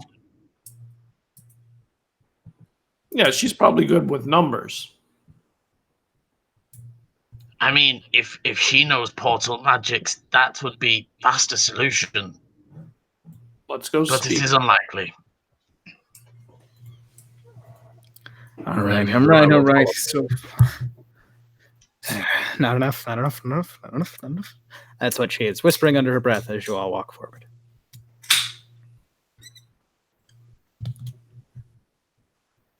Hey, what do you want? Who are you?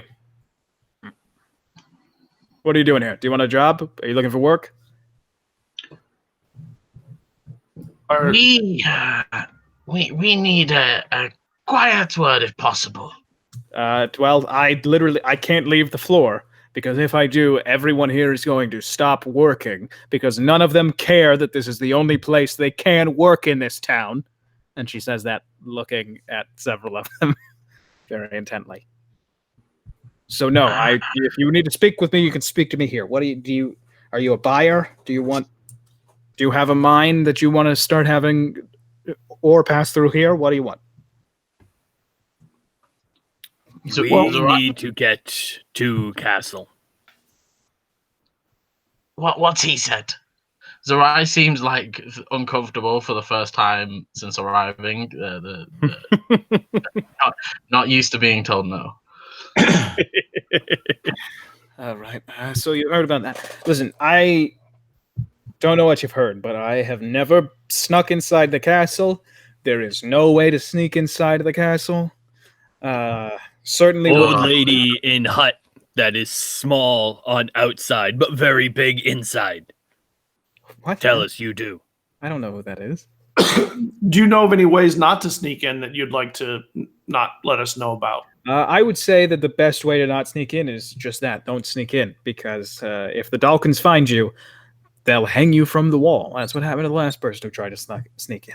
We're trying to get to the Dalkins. I don't know what to tell you. I never snuck in. How did you not sneak in last time? Make a persuasion check.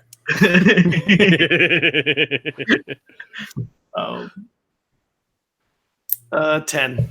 No. I am a good person. I like working for the Dalkins. I would never try to steal anything. I would never let anybody steal from them. Well, of course not. You run a masterful sweatshop, quite literally almost. Look, it's the only work that you can do here. So, what is that you're putting in the furnaces, by the way? It's Limlac. It's what? Limlac. You haven't heard of Limlac? I took you for somebody who casts spells. It's the best thing in all of Walharn to use in spells. You can use it in place of anything else. It's the best thing to use if you're going to be teleporting people. You use many words that I don't know. Zerai is now sort of almost drooling at the ore, and is going to sweep forward. And how are the rest of the workers looking at me? Not really. They seem like if I stop working, I'm going to get yelled at. I got to keep going. So as he passes, he'll give a look to Arian, and he'll be like, "Brunhilde, do you not remember me?" And I'll cast Charm Person. Of course I remember you. She says as she makes a saving throw. What's your DC? DC 17. She has just barely failed. Very close to knowing that you cast a spell on her when she didn't like you very much in the first place. So there's that awkward moment while I'm waiting to see whether the spell hold. I'm arms open like, Brunhilde. I push him forward. Quit awkwardly waiting. Go speak with your friend. Of course I remember you. I don't remember your name, but It's Zerai. Come on, Brunhilde. That time we went drinking. Oh, you Zorai. did drink a lot that night. Maybe you forgot. I must have been. I whispered to Kordek. While he's talking, maybe you should get a few of those rocks. And I'm going to say, Brunhilde, we must speak privately a moment. My associate here, Arian, is the foremost slave driver in all of the South. Arian, please keep them at work. And he gives he's not really paying attention, but he shouts out to the rest of the workers like, if my man sees you not working, you will be flogged. Work. And then sort of takes Brunhilde away towards the north if possible.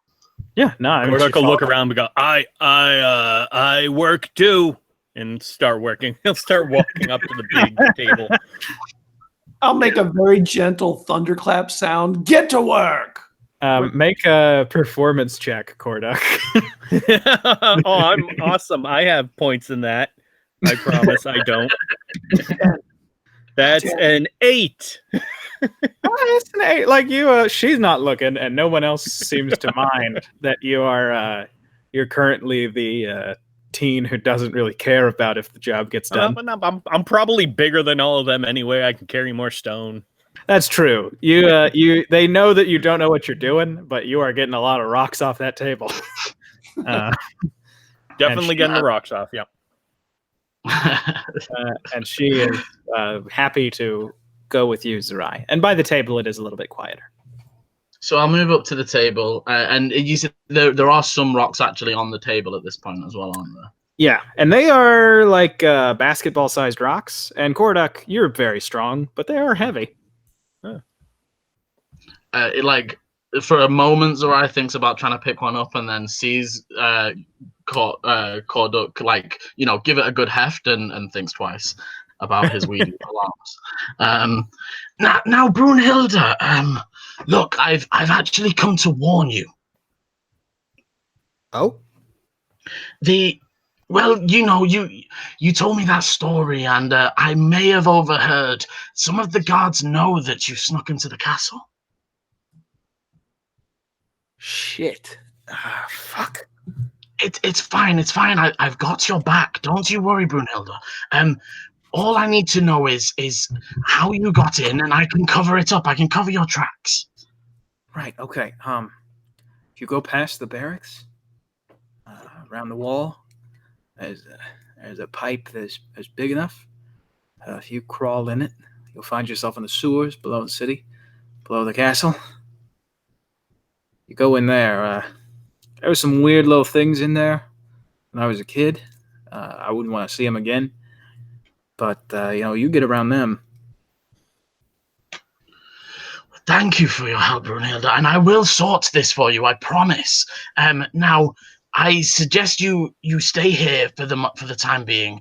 They do not know your exact name at the moment, but they are looking into it. We will deal with it, don't you worry. Sure. You know what might help? There's that you'll probably come out smelling pretty bad when you come through the sewer. So there's a guy in town. He can create these pellets that if you light them on fire, they'll cover up any smell. Thank you, Brunhilde. That is wonderful information. Now this I want to help you out so much. You're my best friend. Why would I not, be able to help you? Exactly, Brunhilde. We will help each other out. You help me, and I help you. Now, like I said, stay out of sight of any of the guards. Do not leave your refinery, okay? I won't. I mean, I don't sleep here, but I will tonight. Yes, I suggest you do.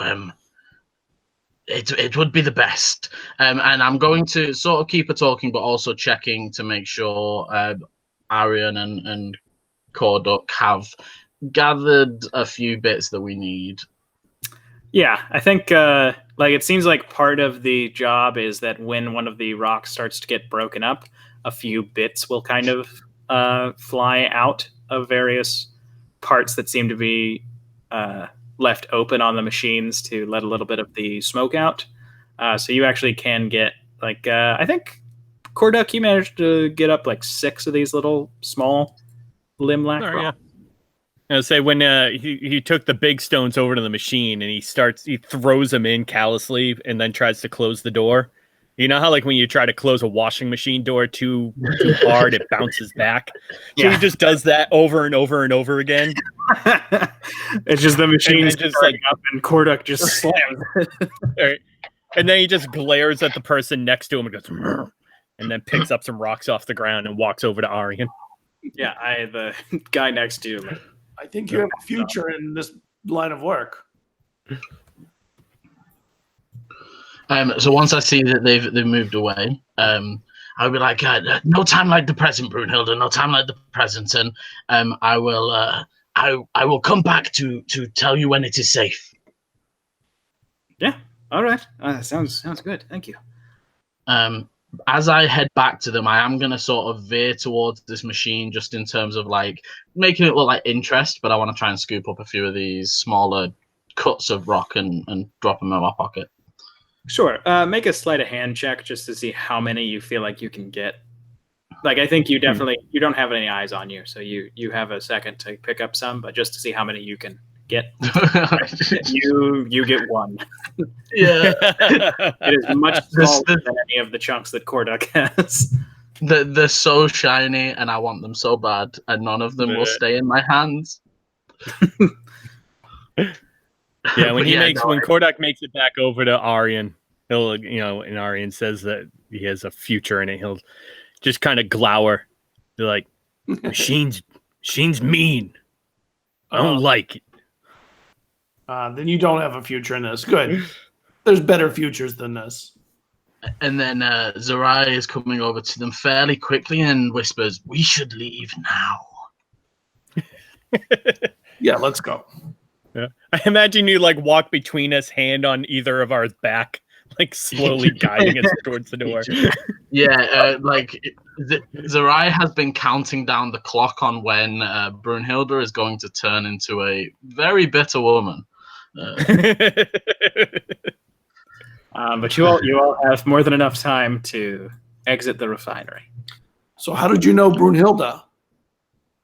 I don't. That is one of the things I can do.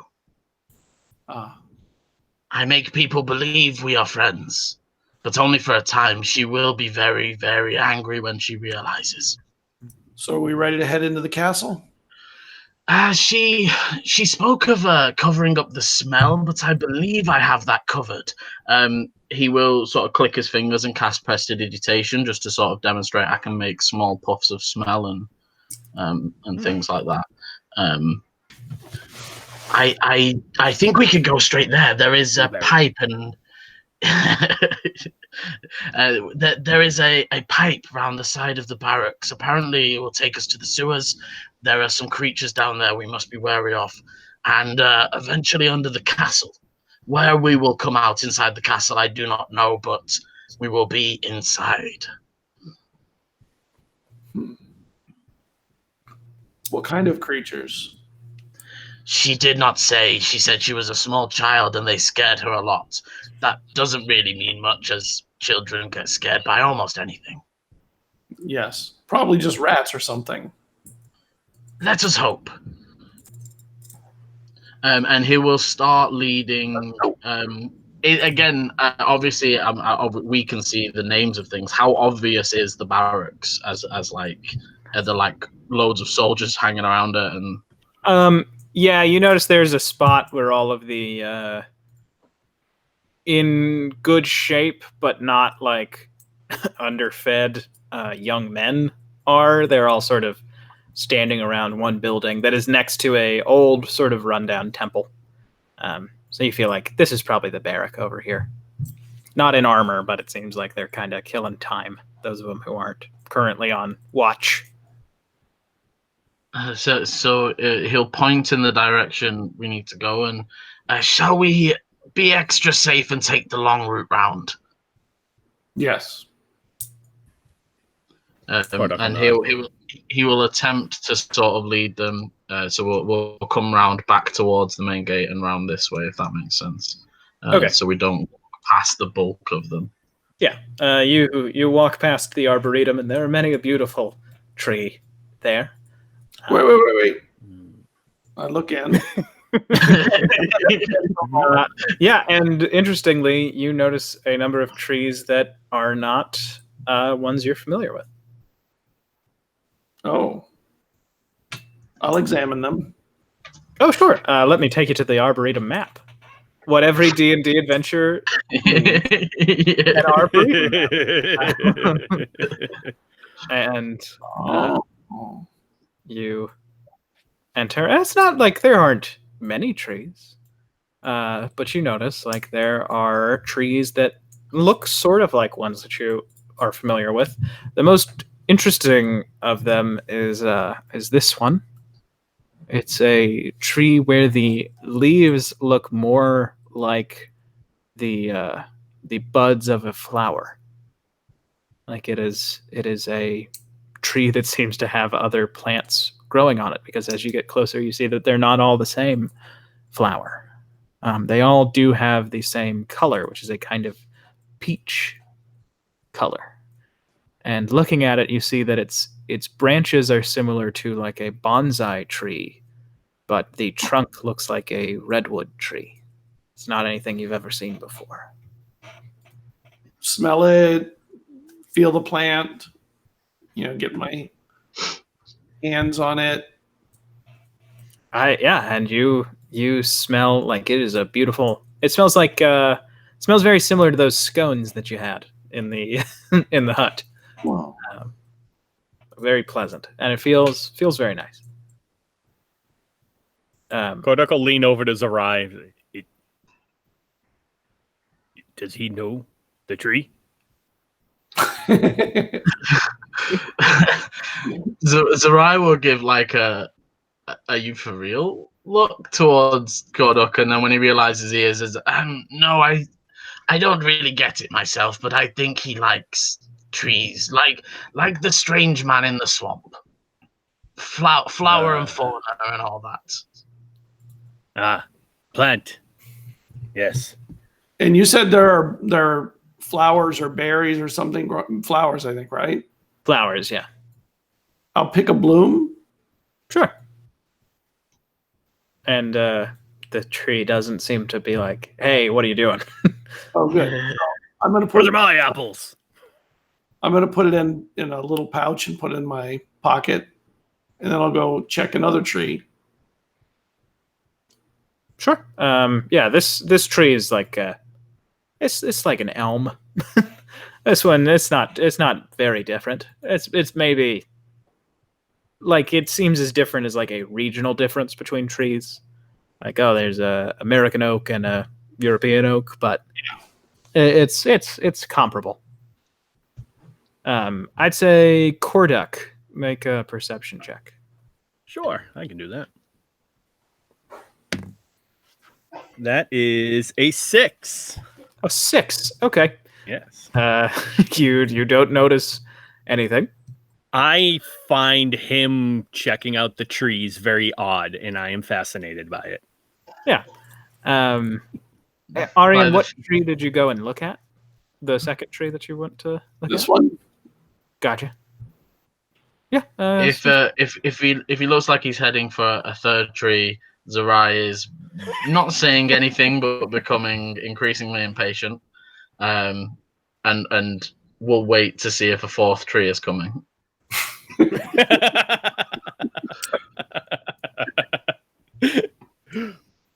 You all hear a little bit of music coming from this direction. It seems like there's a small group of minstrels playing music, and you hear a little bit of like tinkering noises, but otherwise, none of you perceive anything of interest. Start tapping his hands against the hilt of his sword in an almost rhythmic pattern. Almost. I'll check out the musicians real quick because it's next to a tree that I needed to look at. Yeah. Excuse me. Can you move? You're in the way of a tree I want to look at. They are playing. One of them has a horn. The other two, one of them has what seems it's kind of like an accordion, but it seems like there are just like 4 strings that are kind of being pulled and mashed together and seem to interact with hammers inside, almost like a very, very simple version of a piano, but of a push and pull mechanism. And then one of them has basically like a washboard, but it has like these sort of rings sewn into it so that when those are tapped, they make like a cymbal noise. No jug? No jug. Not a No jug. mouth harp. What kind of tree is this? That tree, it's like a dogwood tree. So it doesn't smell very good, but it looks very pretty. It's got white leaves hanging off of thin branches. And when you get there, can you make a perception check? Yeah. 24. Oh, sure. Yeah, you're a druid. You hear what sounds like a tiny explosion, and you look over and you see a guy laying on a blanket, and he just seems to be like mixing stuff together. Like he has little vials that he is just pouring into each other. Zerai. And I'll call him as I'm heading over. Are you okay? Zerai has incorrectly assumed that Arian is trying to show him the tree. For God's sake, I don't care about the leaves. I don't want to see the tree. It's very pretty. What is going on there? As I get closer, and I will say, Korduk, come over here a second. Huh? And I'll be keeping distance, but I'll be looking to see what's going on. Yeah, you see seems to be like a middle-aged human man. Turns around, sees all of you. His left eye twitches. You can see he looks like he hasn't gotten any sleep in a few days. What do you want? Do you want to look at these trees? Do I need to move? I can move. Excuse me, what are you doing? I thought I heard a bang. I make things. I make smoke stuff. Little pellets, little bombs. Really? You need something? You need something? I haven't sold anything in a while. He gives you a odd smile. You make little pellets that make smoke, you said. Yeah, smoke pellets. Make you sneak in, take stuff. Sneak in where? How's it? How much smoke does it make? Enough to hide you. Enough so they don't know where you're coming from. Throw it in somebody's house, they're gonna look around. They're gonna be like, "What's this? What's smokes?" And then you just keep going. You take something and you just dart away before they notice. I haven't done it. And he looks from each of you back and forth. Korduk will shake his head and look at Zerai and be like, I don't know what he say. He talk very fast. Something about smoke and stealing a house, I think. I think it uses smoke to rob houses so that no one knows where it came from. And he's willing to part with some of these. I don't rob anybody. I've never stolen. I just make stuff, and some people who steal stuff take it. That's what happens. I don't rob anybody. We don't want to rob a house. Good. I don't like it when I find out that people have used the stuff that I've made to do that. I'd rather use it for good things. That sounds good. I like to make explosives that can be used for good things. So what would it take to get some of your explosives? Do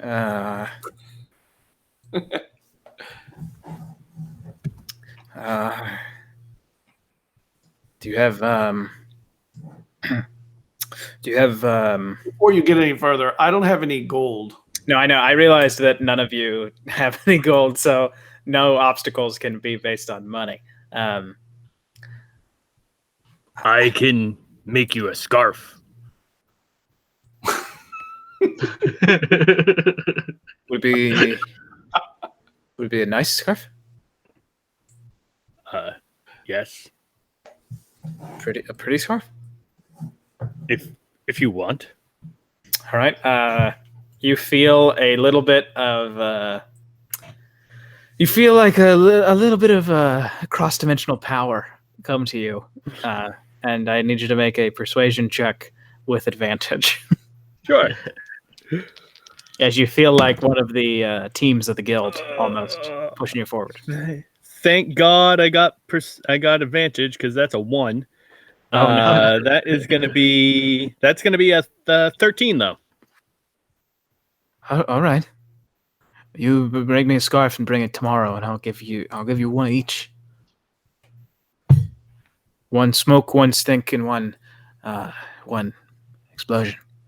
And he rifles into his pack, and he brings out one like pellet with a wick, one little like it looks like a bowling ball with a wick, but it's very small, and then what looks like a small vial with this gross yellow brown liquid in it.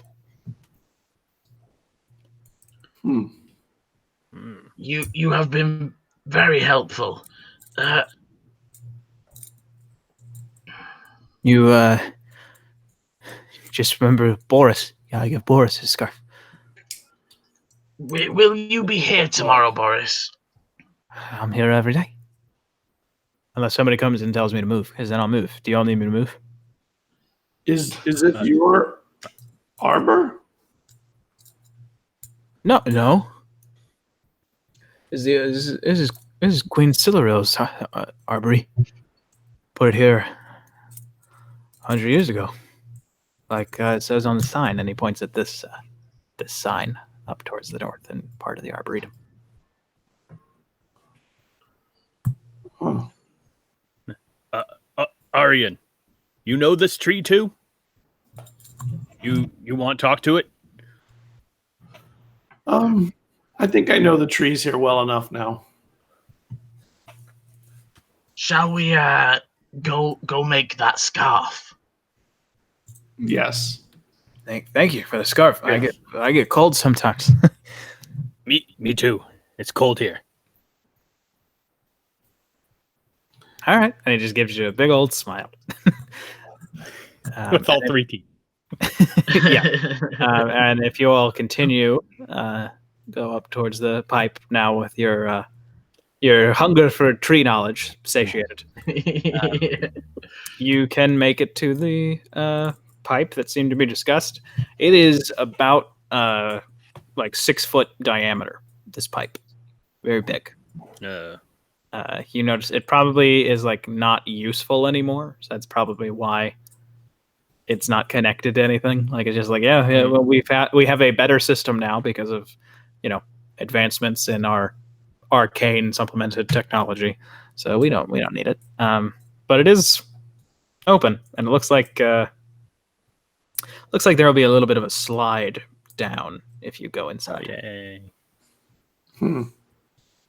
Zorai takes a peek in and sniffs. Doesn't smell good. I hate these things. All right. You want me to go first then? It's just a little dirt and slime and scum. Sarai, you're not afraid of dirt, are you? No. I'm not. He is. I'm pretty No, sure. Arian, you look dirty already. You It would be at this point you would notice on him that he isn't dirty at all. There is even though we've been traveling, he has been occasionally using prestidigitation to clean his clothes and his boots and his. I'm not afraid. I just don't like it. And he trepidatiously puts one foot into the sewer. Oh, so you want to go He'll- first? Cordalk will reach down and grab some dirt off the bottom of the pipe. Be like, it's not bad, and like rub it on his face. See? Zerai nearly vomits. I like the hand pattern you've left on your face now. Yeah, it looks. You know what? You have advantage on intimidation checks. A disadvantage on hiding with anybody that has a nose. But yes, Zerai will eventually get in. And how steep a slide are we talking? Is it like? From what you can see, because the light doesn't go down very far. Although, two of you got dark vision, so you can see it gets pretty steep. Okay. Should we use a rope? I was going to say the same. I think it would be at least to connect us three together. Wait, what? To do connect us? What if it's We don't know how far down it goes or where it leads. So if the first one falls 100 feet to his death, the rest of us are pulled with him? Good points. Well, I forget. I can teleport. I don't. Okay, yes. I'll tie off a rope can I tie off a rope on the end of the pipe here?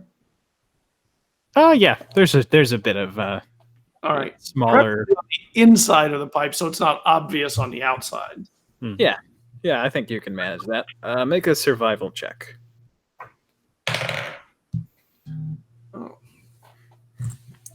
12. 12. Okay. Yeah, you feel like it's fairly secure. This All right. rope, and it's fairly hidden. Here goes nothing. And I'll start climbing down. Okay. In and Do down. the other two of you follow? Yeah, Zerai. I'll gesture for Zerai to go first. Zerai will give him thank you, and then pull his face and start climbing down. I'll pat him on the back as he goes through with my dirty hand. Okay. There's just a shudder. Well, when I go a few feet in, I realize how dark it gets, and I'll cast dark vision on myself. Okay. Nice. Nice. And as you all descend, can each of you cast? No. Not each of you cast. Can each of you please? What's it called? Do the athletics check. That's what it's called. I've been a dungeon master for a very long time. Wow, this is not my favorite. Oh, that's a nat 20. Oh, That's okay, 28. Okay. I got Nat, There you go. a dirty that's 20. a nat 2019. Okay. Nice. So each of you just are. It's like in an old movie. It's like in Batman when they pull themselves up with a rope, but they're actually just going sideways and the camera's tilted. You're just easily making your way up down this pipe, and I think we will reveal what happens at the bottom of this pipe after a quick 5-minute break. Is that all right with you all? Yeah, perfect. Okay, then we're gonna, get something to drink, go to the bathroom, and you all in the chat will be right back, and feel free to keep dropping a few things in. Just not ancient poopies. Please.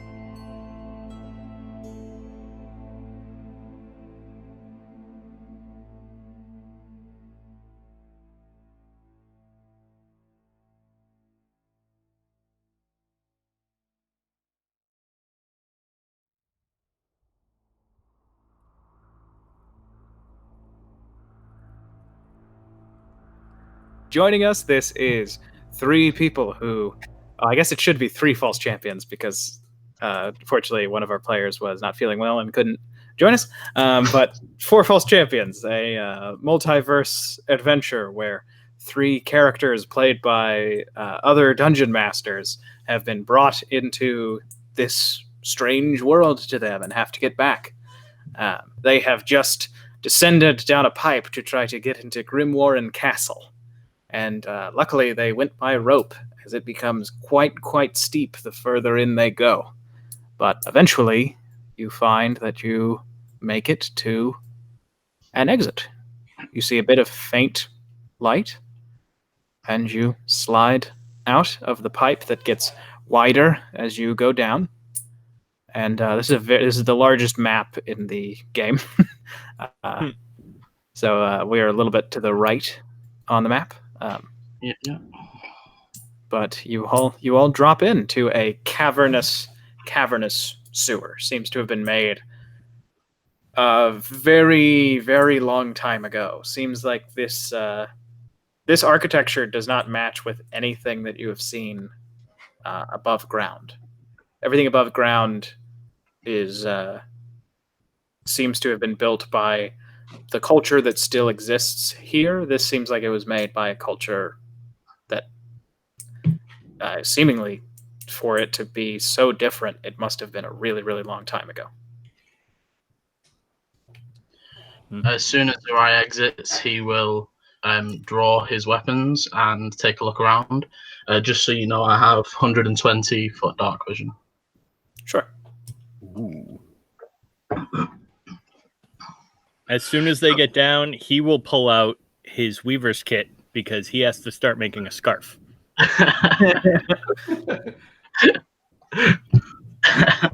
Later, we should hold off on the crafting.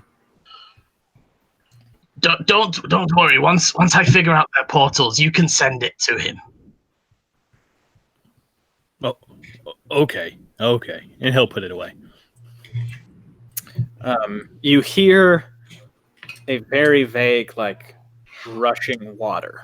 Sounds like it is it's beneath you, like it is being pushed away from what you assume is the direction of the main part of the castle. Was there a river running through the castle that we saw? None that you saw? No.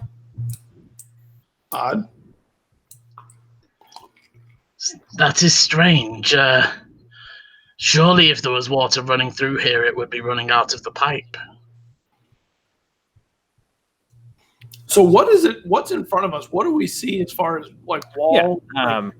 So basically, there are the sewer seems to be about like 30 feet up. The walls seem to go 30 feet up. There's a lot of geometry going on the walls, like perfectly symmetrical arches spaced out so that each wall facing another wall is the same design. But the walls seem to be made out of concrete, like a sort of tan concrete.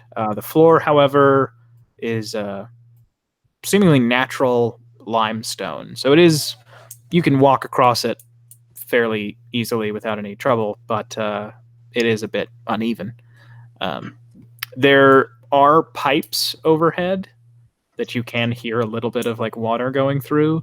It seems like the pipes that you can see that seem to still be in use are much smaller than the one that you went through. If you had to guess, this one is very old and has been is now outperformed by newer things. Head towards the water. I want to go where I hear it from the sound of the water. Let's keep our eyes out to move cautiously. Yes. Sure. Most of the water, it seems to be coming from your, on the map, it would be your, to the west. But it does look like the light that is being cast, even though all of you can see because of dark vision at this time, the light seems to be coming from the center of the room, which would take you through this opening. There's no doors. It's just a very large space, kind of. Zerai will start moving over towards this left hand wall. And you see the sound of rushing water is this side, yeah. Yes. He's gonna press his ear to the wall to see if it's inside the walls, almost like he's trying to figure out why they would have rushing water. Yeah. So I might have spoke a little too hyperbolically. It's not. It doesn't sound like rushing water. It doesn't sound like that. It just there is the sound of water moving. Okay. No But it's not like it's not roaring. It sounds like someone has turned off the water, and now all of the water that they might have been using with some very simple type of plumbing is being taken away through the sewer. Okay. I would like to start moving carefully, ducking down low, trying to use the shadows, and hugging this wall as I move up. Sure. Make a stealth check. Arian, it seems like you're doing the same. So if you want to make a stealth check as well. Yep. Korduk, both of them are creeping along. What's Korduk doing?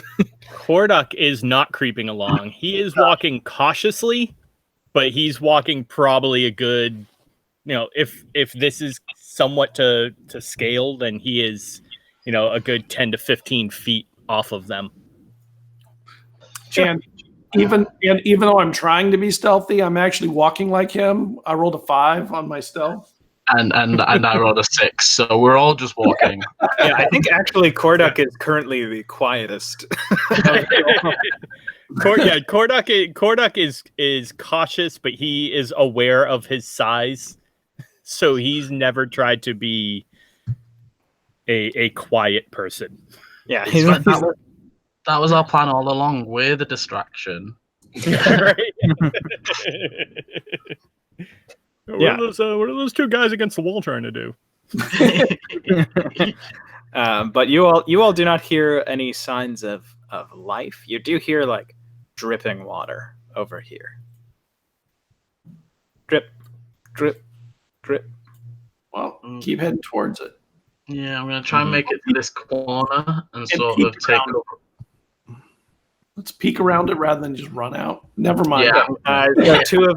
I'm just gonna take a. He kind of steps out a little bit, but he doesn't go all the way past. He kind of goes enough so that he can see past the corner just a little bit.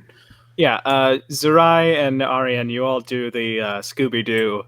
One head pokes out slightly above it, and but behind you, Korduk just steps out. But not all the way, just leans more of his body out, basically. And you see that there appears to be a leak in one of the pipes. Unfortunate. There is a lot of water that is pooled in sort of a probably eroded part of the floor. So it has been able to kind of pile up. But you can see that there is another corner, another section that you could go into. There's another way that you could turn left. And then there is another way forward, and it looks like there is more water pooling around another corner. And you notice when you look around that there is there's like a dome on the ceiling, and it seems like there is light coming from inside of that. It's very dim. I was going to ask. There you go. A dome. What sort of size dome? Like a structural dome, or like a dome that looks like it is glass, and there's something inside emanating light. So it is a structure that was put there, and it was carved into a dome. It is about it's only like 5 feet wide. So I mean, looking up at it, it looks very small. If you were up close to it, you would see this is fairly big. It's just that this is a huge space, so it's not casting too much light. Okay. If the lights are still on down here, does that mean there's still people down here, or is it just left over? I don't know. I'm not used to places like this anyway. I don't hear people.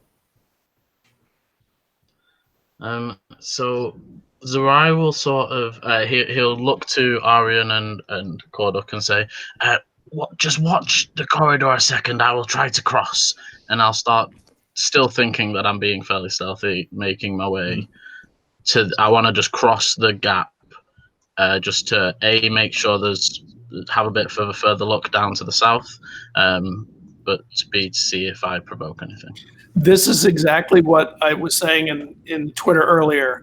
We forget all the rules and do the dumb stuff where we send the mage out as the lead stealth. Hey, when you're not thinking about all of the danger that exists, it's just like, right? Yeah, of course. Hey, you know what? He seems to be really quiet, so we send the skinniest guy. He's the quietest. right, exactly. Basic maths. And so you make it across, and I need you to make a perception check. No worries. An 8. Okay, an 8. You notice that there is a light that seems to be of a different kind coming from around this corner, this far corner. Okay. And then you also notice a bit of writing on this wall. It's very small. Seems like it was put here almost like graffiti. It's much lower than your natural eye is drawn to, and it is. I don't know what languages Zerai speaks. So I speak Infernal, Common, Dwarvish, and Elvish. Oh well, it is Dwarvish. And So I'll take a look. Yeah, and what you see is the bastards are here. They bring with them a storm of snow. Nothing to do. Dwarves will never inhabit this island again. So he'll take out his journal quickly and jot it down. Really? You're writing notes? He's forgotten where he is. That's an interesting note, man. Come on. And then he'll take a look. I don't see anything more to the south from a quick glance. So. No, you do notice like there is just because you've gotten closer, it's more like it's in normal light for you because of your dark vision. You notice like there is a massive pipe that goes from the floor to the ceiling. Seems like that's probably a part of moving the water around. Okay. So again, I will sneak back over, still thinking that I am stealthy as a ninja. And I mean, to everyone's knowledge, you are. Yeah, I'm impressed. You're very sneaky. Thank you. So two things. There is another light, different in. When you said different in nature, is it more like a different color? Is it more warm, like fire? It seems like it is not like a spell being cast to create light. It seems like it is like incidental light from something. Okay. So there is light, almost like maybe a crack or something, creating light, not magically down at the far corner. Besides that, there was a strange note on the wall from some dwarves. Something about bastards bringing snowstorms and dwarves will never inhabit the island again. I don't know if it's important, but I wrote it down. Maybe these bastards are why it's so cold here. I thought the same, although it might be that, or it might mean something more literal, like that they attack with cold. But it seems all clear down to the south. We could progress forwards if we're feeling it. I'm feeling it. I don't want to stand here for too long. Let's move. And we'll start moving. I am going to sort of hug this wall again. Sure. You pad along. The dripping noise is a consistency. I think you all might incidentally end up like walking in rhythm with it. A little bit easier to feel quiet. That is actually the rhythm that it's dripping. This is very shallow water. Seems to be. It's like a spill from a pipe, right? Yeah, so like you would be able to walk across it if you wanted to. Before we step near it, Zerai will take a look up to the north, and he's going to try and take a look at the water. He's still thinking about what Brunhilde said about creatures, scary creatures. So he is looking at the ceiling, trying to see for anything hiding. A bit worried about those sorts of things. Yeah, I mean, looking up at the ceiling, it seems like it's just that dome. Okay. Your perception check from earlier doesn't really net you anything new, but you do notice that down this hall there's another one of those big pipes. Seems like this one is a little bit worn. Probably should be replaced soon, but doesn't seem like anything down here has been replaced all too recently. Okay. And does the water seem? Does it seem like sewage water, or does it look clean? Other than being stagnant? It's sewage water. Yeah, it's a little bit of sludge. Do you think we need to go up into another pipe to get higher into the castle? I think we may be in an enclosed waste area or something. I do hope not. And that sort of he suddenly remembers, that they've just crawled down a sewer thing, and he will cast prestidigitation 3 times, cleaning. So he'll clean all of my clothes, all of Arian's clothes, and all of Cordup's clothes, and sort of give a puff of a nicer smell than sewer. Corduck, Orange. you see this glow down here, and you feel sort of drawn to it. There's something warm about it. Oh yeah, I was gonna say Where? Over here, this glow that comes from beyond this corner. Yeah, Kordak will kind of point across the puddle, like, I think something over there feels warm, and he'll just start kind of walking across the water, not like in a Jesus way, but like you're a Gene Kelly way. yeah. And he'll hum a little Right. tune as he does. If there's a lamppost, he'll spin around it. There's a pipe. Perfect, yeah. So you walk across, and Zerai, you notice a little bit more dwarvish graffiti. Yeah, we both walk across without incident. Yeah, I nothing happens. Does the graffiti look the same? It is different dwarvish words. It basically is. It says, "In case we do not make it out, but know that we fought valiantly and took 3 of the bastards with us for every dwarven life lost."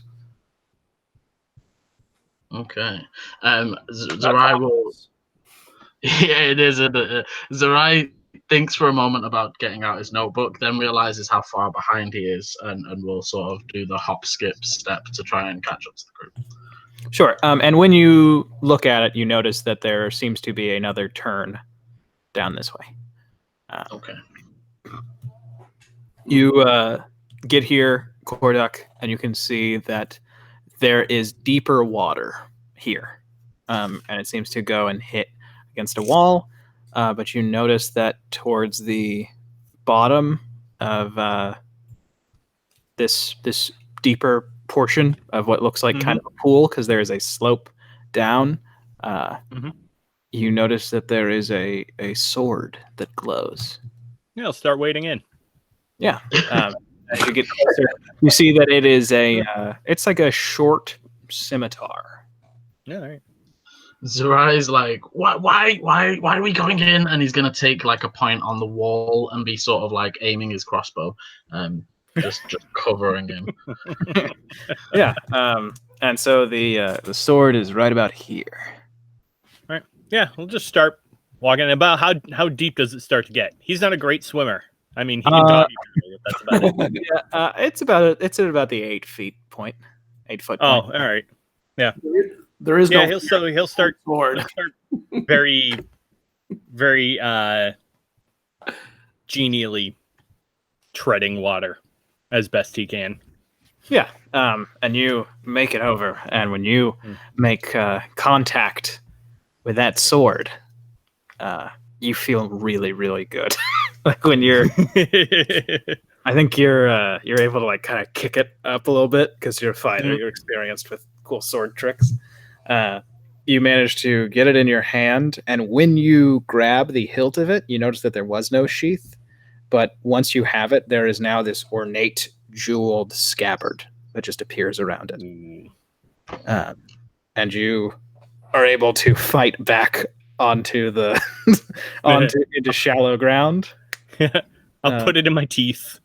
Yeah. Wait, so are you saying that the sword is only not in a scabbard when it's by itself, but when you pick it up, it suddenly is scabbarded and it can no longer be used? Um, I can still whack people with a scabbard. we'll see. But you make it back to shore, and because you're from a different dimension, you don't have to take a short rest to kind of figure out what an object does. Oh, okay. Essentially, this is a +2 scimitar. Ooh.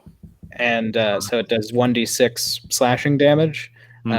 But every time that you use it, it does an additional 1d4 radiant damage.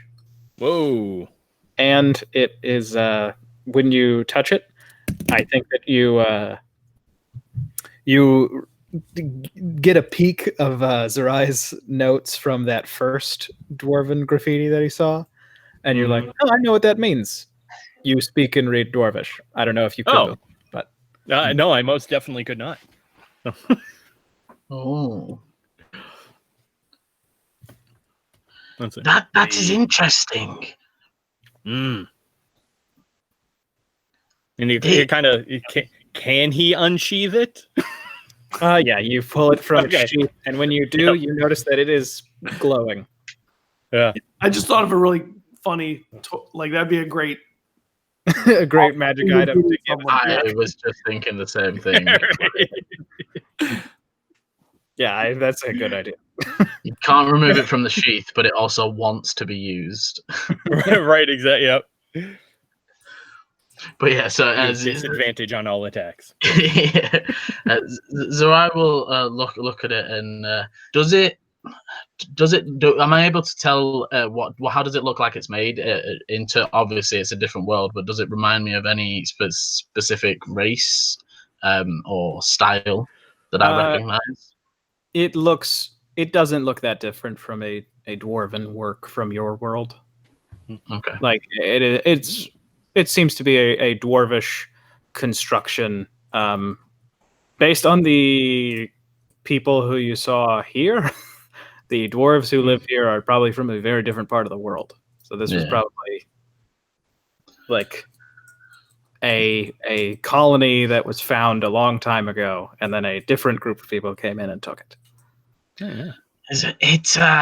It's almost dwarven looking. The graffiti talks about the dwarves fighting fighting some bastards, and 3 of them for every 1 dwarf. From what I mean, it could be exaggerated, but it would make. I do not know. I feel it. Either the dwarves lived here first, or maybe they had took issue with the residents here. But there seems to have been a fight here. Yes, a vastly outnumbered one. Yes. I don't like being down here. I think we need to find our way up into the castle proper. I've seen one more turning. Where? Lead the way. You're the stealthy one. Yeah. Korduk will give the sword a quick little flourish and then sheath it. He doesn't want the light from the sword to give away any of our position. Yeah, you sheath it and you make your way. And I'll lead them down towards this corner. Okay, and you make it around the corner, and you see that there is less light as you go forward, but all of you can currently see, so it's not really a problem. You all continue, and you make it into seemingly another chamber. Um, in this one, you notice that you are presented with a door at a sort of diagonal wall that seems to cut through. But you notice that there is actually very interesting artwork across the walls in here. It seems less about geometry, and it is more like images of dwarves making deals with what you can recognize as jinn. And then it shows a story of basically dwarves being shown some land across the sea. And you are now given the sort of tale of the founding of this island. It seems like that's sort of what this is presenting. Does this seem in the similar? Is there any writing here, and does it seem to be similar to the writing that we saw in the tunnels? There isn't like captioning, but you can tell that it was probably done by the same artisanal take. Was done on this. So Zerai will be looking at the image of it was with the dwarves fighting with the djinn. No, it seems like they're like cutting a deal. Like the djinn actually, like in the second image, is like showing them a vision of this island where there's no people, but like beautiful sweeping vistas. So he points up at, well, do you guys know what this creature is? And he's pointing up to the djinn. That's his head. Djinn. A djinn is a creature of the elements. I have never seen a creature like this. And he does again flick out his little notepad quickly and jot down the word djinn. They're very powerful. Interesting. And then he'll remember where he is and pay attention to his surroundings. And they're and to match their power, they're equally unpredictable. Thank you for the information. Is this a door in front of us, and is it a solid door, or is it? Yeah, it's a very old wooden door. Do you think we should knock? Just a minute, 56 seconds.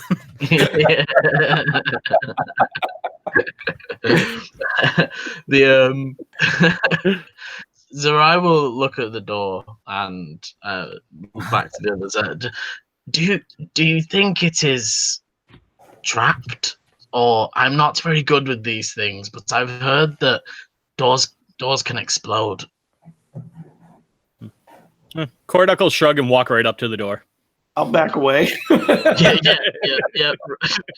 Running. You walk up to the door.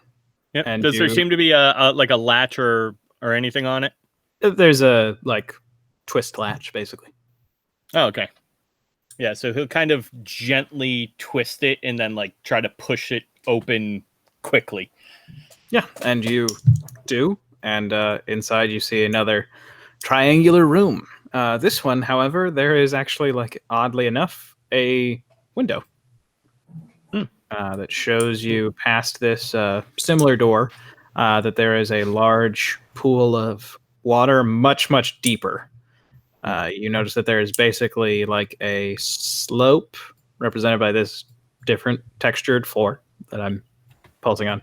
And it seems like a lot of water is sort of pooled in that area. And it is deep enough that you can not really see the bottom. And then you see that there is a door, another door that goes to another room, and you can see on it, it says processing in common and in Dwarvish. Yeah, so he'll shrug, look at the other two, walk through the door, look out the window, kind of like hands over his eyes, looking through. Like, Binocular. yeah, hand binoculars. I'm gonna head with Arian up towards this door. Does it have anything else on it, or is it just the processing? It just says processing in Dwarvish and Common. Okay. What do you think that means? I was just going to ask the same. Could it be like this Limlac stuff, like we saw in the refinery? Oh, maybe. It might have a process that it needs to go through to be made magical, or its magic to be made useful. Yes, I mean, he sort of gestures to the room and the walls. These dwarves seemed very capable. Maybe it's aided in the building of this structure. Maybe that's what drew the Dalkin lady and Lord and Lady Dalkin here, was what the dwarves were making, not necessarily the dwarves or the place. That could be true. Maybe we will not know until we look. But again, he's looking a little bit hesitant about opening another door. Yeah. After he's done looking at the window, he'll start to kind of walk over. If I look around, are we seeing any signs of? Can I see any signs of that anyone else has moved through here recently? Make a perception check.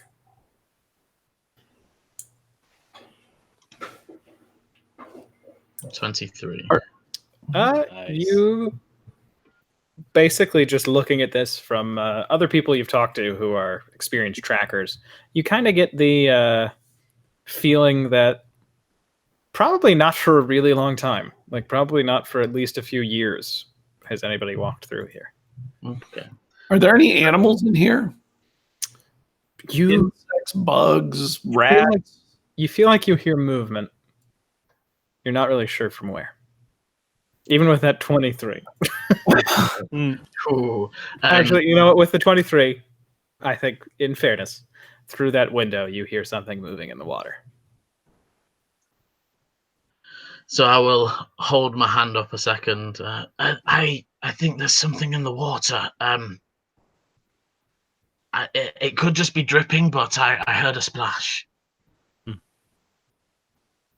Oh, good. Perhaps it's something nice, like a small octopus or a seahorse. However, having confirmed that I don't think anyone's been through here, he will move up to this door and attempt to quietly open it and just peek his head in, while Korduk is behind him. Yeah, you open it up and you can see there is this massive, deep pool of water. And over here, where you couldn't see with the window, you can see there is a long iron ladder going up towards the sky. Well, the roof. Interesting. That could be our way out. Perhaps. Do we want to? Obviously, it's sort of hard to track time, but how long do I think we've been? Been about 2 hours. We have some time. Do we want to go straight up, or shall we check out behind us? And he sort of motions to the processing door.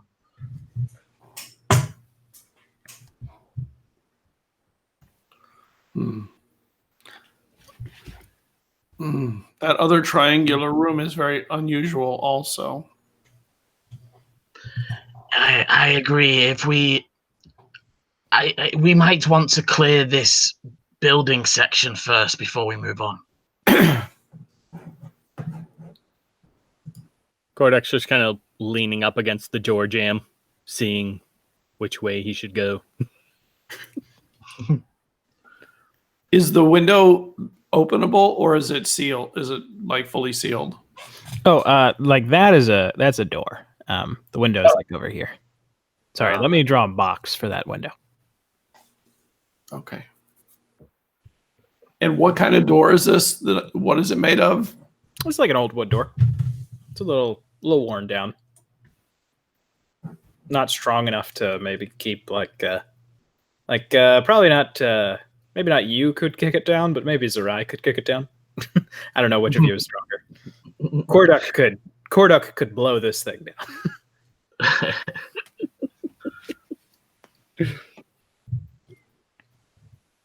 I mean, the mage is the stealthy one. Maybe I'll try and pick locks.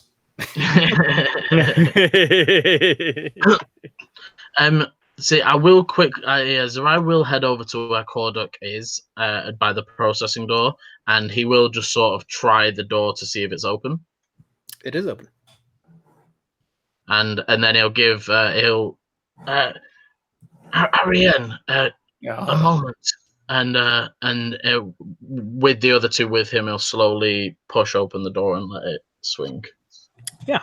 Inside, you see there is this very plain looking room. Everything inside seems to actually be like a little cleaner, a little less rusted, because you see that there is basically a desk, but it seems to be part of the wall and floor. Seems to be connected to it, and you see that there are 2 levers against it. Like there are levers on it, and they are labeled in Dwarven. As I'm going over, Zarai's already. Nothing good ever comes from pulling levers. Are you sure about that? Korduk, since you newly read Dwarvish, you notice one of them says store and the other says release. So he'll actually say that as he walks over. He goes, store? We don't have any money, though. Release? Store and release. Release! And he'll pull the release lever. Sure. You all hear a great big suction sound, and you notice there is another window over here. But you hear suction coming from this room. Oh, he will run over like a little child in a candy store. And you see all of this water, and I can't remove it because it's built into this map. You see all of it being sucked down through a massive pipe. And as all of the water disappears, you see what looks like a massive alligator. The size of a dragon, but you notice that its hide is not scaly. It looks like the texture of like an octopus or a squid. You notice it just like trying to swim up and make it out of this water, but it just gets sucked down into this pipe. And you see its form like an octopus curl down, and it gets sucked through. And you all have avoided another fight. Well, we didn't mean to avoid that one. But okay, I take it back. Sometimes good things come from pulling levers. That thing was massive. Korduk already has both his swords out already, and when he sees the thing get sucked down, he just droops. I was wondering if I could speak with that. It was massive. It was very strange looking. And Korduk, you feel something after witnessing that. You feel like, I don't know, like maybe your family kind of tugging on you, and you feel like you've gained 5 temporary hit points. Ooh. And there's nothing else in this room. This door does not exist.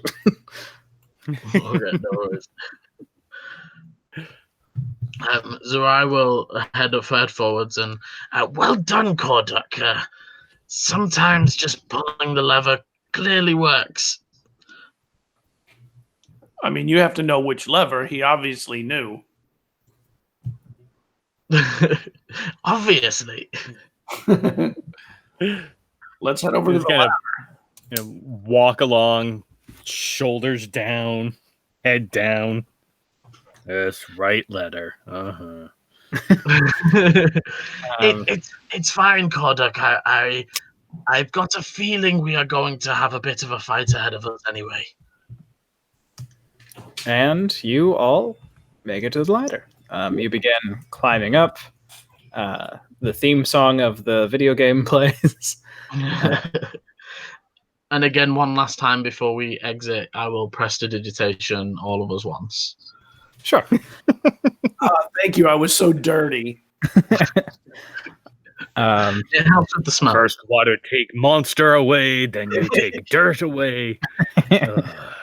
I'll prestidigitation a fourth time to make Corduk dirty.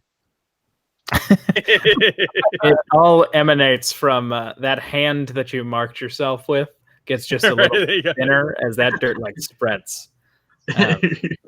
But you all find a trap door and you push it up and you find yourself in like a small janitor's closet kind of deal where there's some pipes and there's a few supplies scattered about. Nothing that seems necessary to your purposes. What is this thing on the wall? The little brown thing? Sorry, trying to make sure that's visible. It is a barrel. If you look inside, you can see that it seems to be rags and towels. That seems to be the most of what is inside. So I will head to this door and press his ear to it. See if I can make out any noises. Yeah. You hear two people walking. Sounds like they are walking away, and they sound like they're already pretty far away. If you make a perception check, you might be able to hear them speaking or anything. Okay, I'll make a... Oh, yeah. Oh, not 20, 26. Yeah, you basically hear... Dirty 20. Captain Judith said to head to the throne room. I will repeat it under my breath, but like whispered. Captain Judith says report to throne room.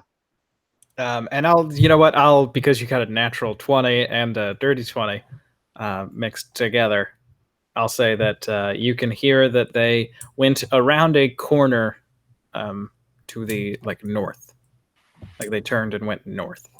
Okay. So they are pretty far away from you by the time that they finish speaking. Okay. How do we want to navigate this? From here on out, we are basically blind.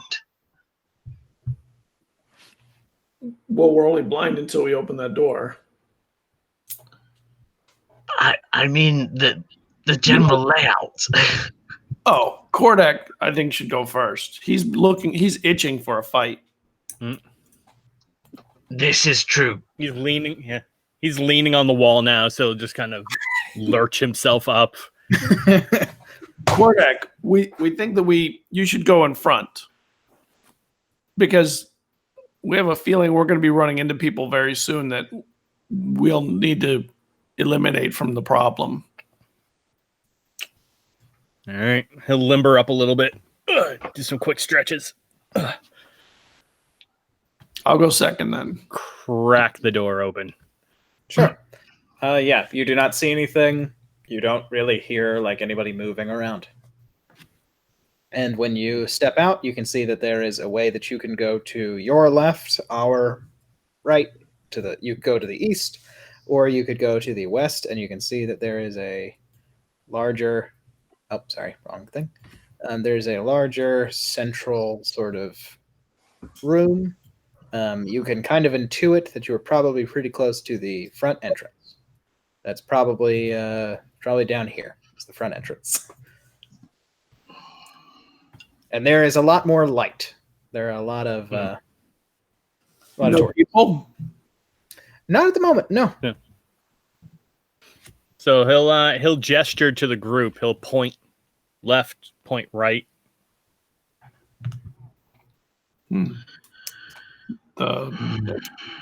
Well, across the sounds went north. So we could assume that the throne room is that way. Follow the sound. I like. Let's go. Let's go. Good plan. We'll So start that's making into the main area. Yeah, so we'll come over to the. So I'm assuming that their footsteps sort of went up this way here. Yep. Sorry, I'm trying to reveal it. It's giving me a little bit of trouble. No problem. Yeah, he won't. Just similar to the sewer pipes, he won't completely hug the wall, but he'll still move cautiously.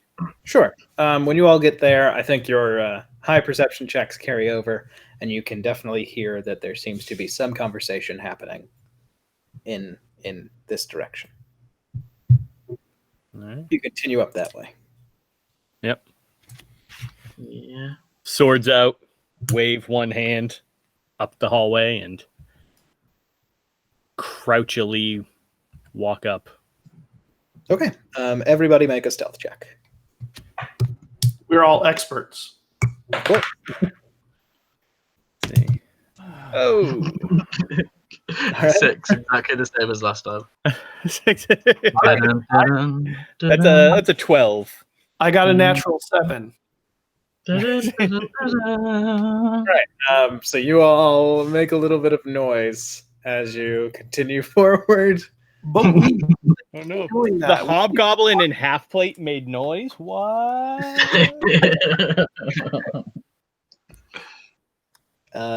And you find yourselves entering a throne room. You can see that there are 2 of those guards in similar armor, and then you can see that there is a woman dressed in even finer armor and holding a mace at her side as you approach. She is a powerful, stern-looking woman. As you make your way forward, she has definitely noticed you. She looks at the 3 of you and she smiles and says, "We heard from a little bird that there would be someone coming upside from below.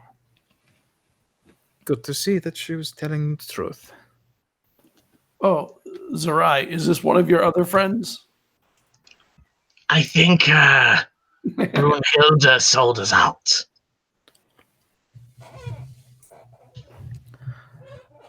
So, you are the rejects from the ritual, yes? I think they said we were too good for it. That was definitely it. That is not what I heard. Lord Dalkin says that you appeared by mistake. If it a mistake, then he send us home. Well, I believe my master only has a single shot left, and he will not be using it but for you on his own choice. And she raises her hand, and you notice that there are 2 other guards in the same armor holding crossbows trained on you. Oh, and you notice there is a throne across behind her, and then there is what appears to be a small room next to the throne. How far is she? 5, 10, 15, 20. So she's 50 feet. For about 50, yeah. Yeah, Zerai is ready, but is not going to make the first move. I'll make the first move. I'll cast Hold Person on her. Sure. Okay. That is a Constitution check. Is it Constitution saving throw or Wisdom? It's Wisdom. Okay. She does not succeed. I don't know what your DC is, but I believe that it is above 10. Yeah. 17. Yeah, she does not succeed, so she is locked in place, unable to lower her fingers and signal the shot.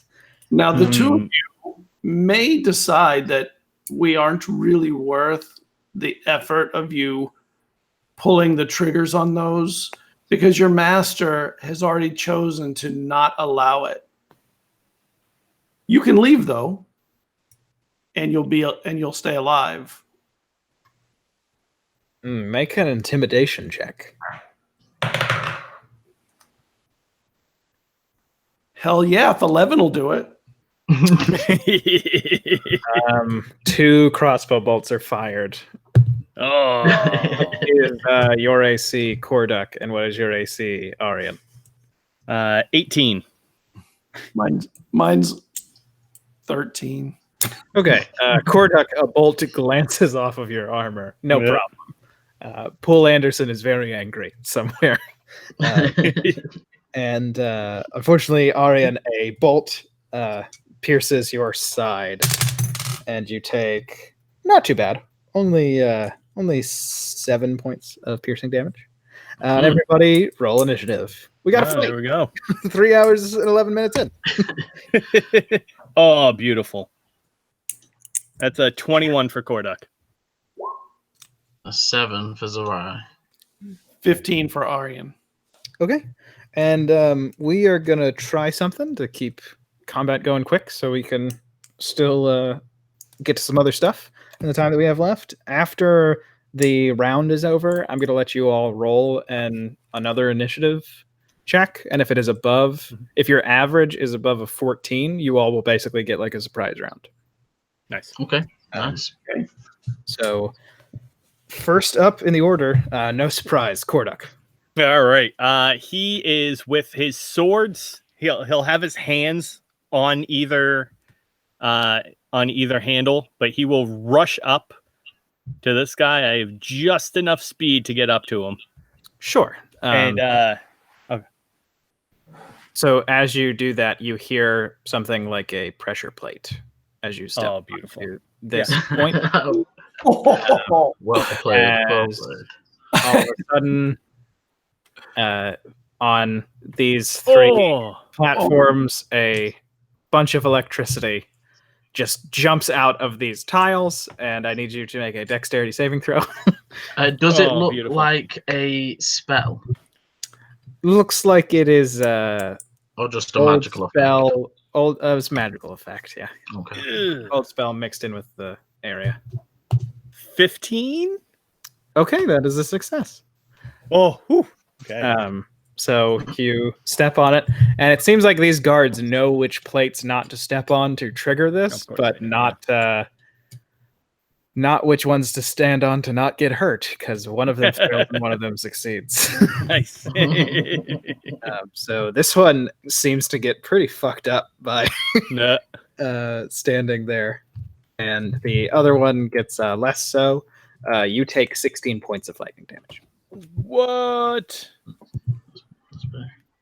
Oh, that rips through my temporary hit points. And all right, yeah. So once I get up to him, I'm gonna almost like slide down onto the ground on one knee and try to put my shoulder into him and kind of toss him up over me and onto the ground. So I want to try to knock him prone. Yeah, sure. Is that a maneuver? No, just a part of the action in replacing my attack with like a push. Yeah. Make an athletics check at disadvantage. He will also be at disadvantage. Sure. That is with disadvantage a 23. Okay. 23 with disadvantage. Yeah, I rolled a 17 and a 19. So. Yeah. You pick that dude up and chuck him over your shoulder. He falls into the lightning. Prone, he automatically fails his new dex save. Beautiful. He is going to take... Okay, not as much, but he takes the full force of it. Oh, there you go. This guy does not look good. He's not quite bloodied. He doesn't look good. And he's on the ground behind you, prone. Nice. All right, I'm gonna, as he kind of flies through the air, I'm gonna pull out both of my swords and start to just whack away at him. Sure. So let's see. I used up one of my attacks, so I'm not gonna use that. And so let's see. First attack is gonna be a 17. 17 hits. for let's see, 5 slashing damage and then 4 of the radiant damage with my dwarven scimitar. Sure. And so that slash kind of comes down, and then the other one he's gonna follow through with the point of the blade, trying to stab him on the ground. Yeah, nice. Kind of. Yeah, that's gonna be a 22. Okay, 22 hits for 6 piercing, for 6 slashing damage. And then the last one, he's gonna try to kind of just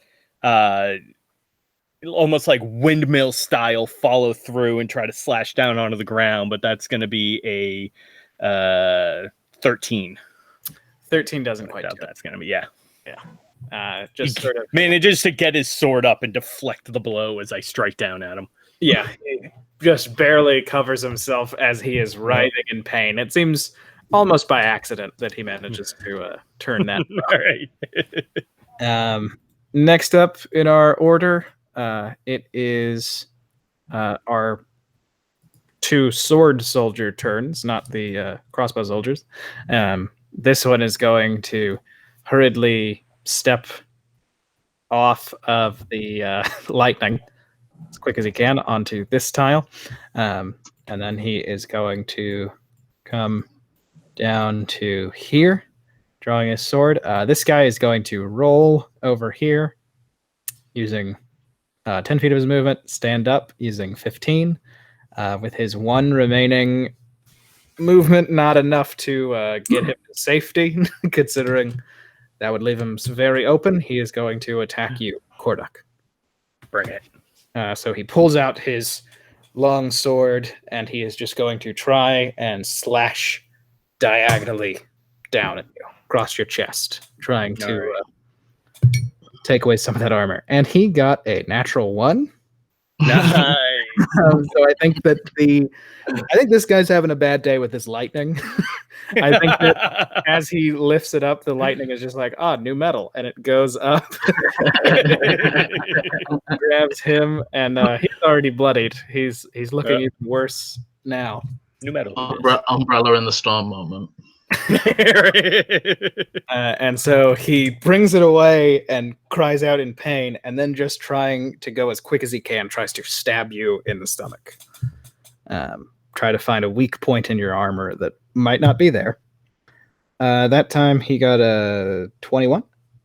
Oh, yeah. Okay, you only take 9 points of slashing damage. Oh, only, okay. Manages to weave it in through the plates. Okay, next up, Arian, it's your turn. All right, I'm going to head across the electrified plates, and as I do so, I'll cast Absorb Element on the lightning. Yeah. And then when I get across it to the other side, I'll strike him with my staff and use the absorbed energy from the strike to add damage to him. Yeah. All right. Nice. Okay.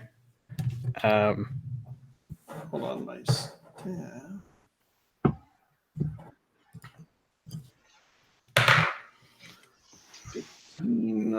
A dirty 20. Dirty 20 will do it.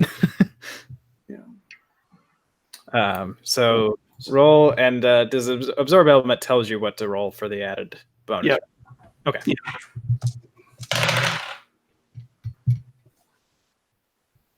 20 points.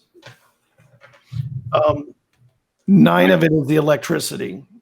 Well, nice. Because Nice. that gets doubled a little bit. So that is that's not good for our boy.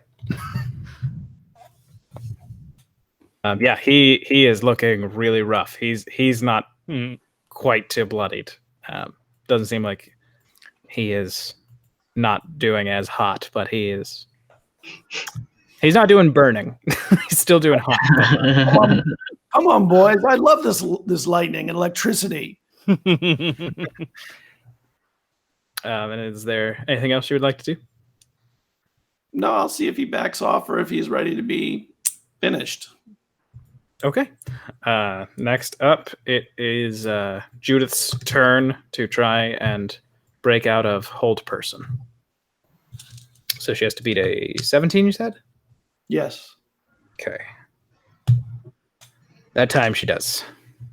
So she suddenly breathes and pulls out her sword, and she kind of gets to here and then looks down here and kind of stops moving Oh. and looks across at you. Or she has a mace, not a sword.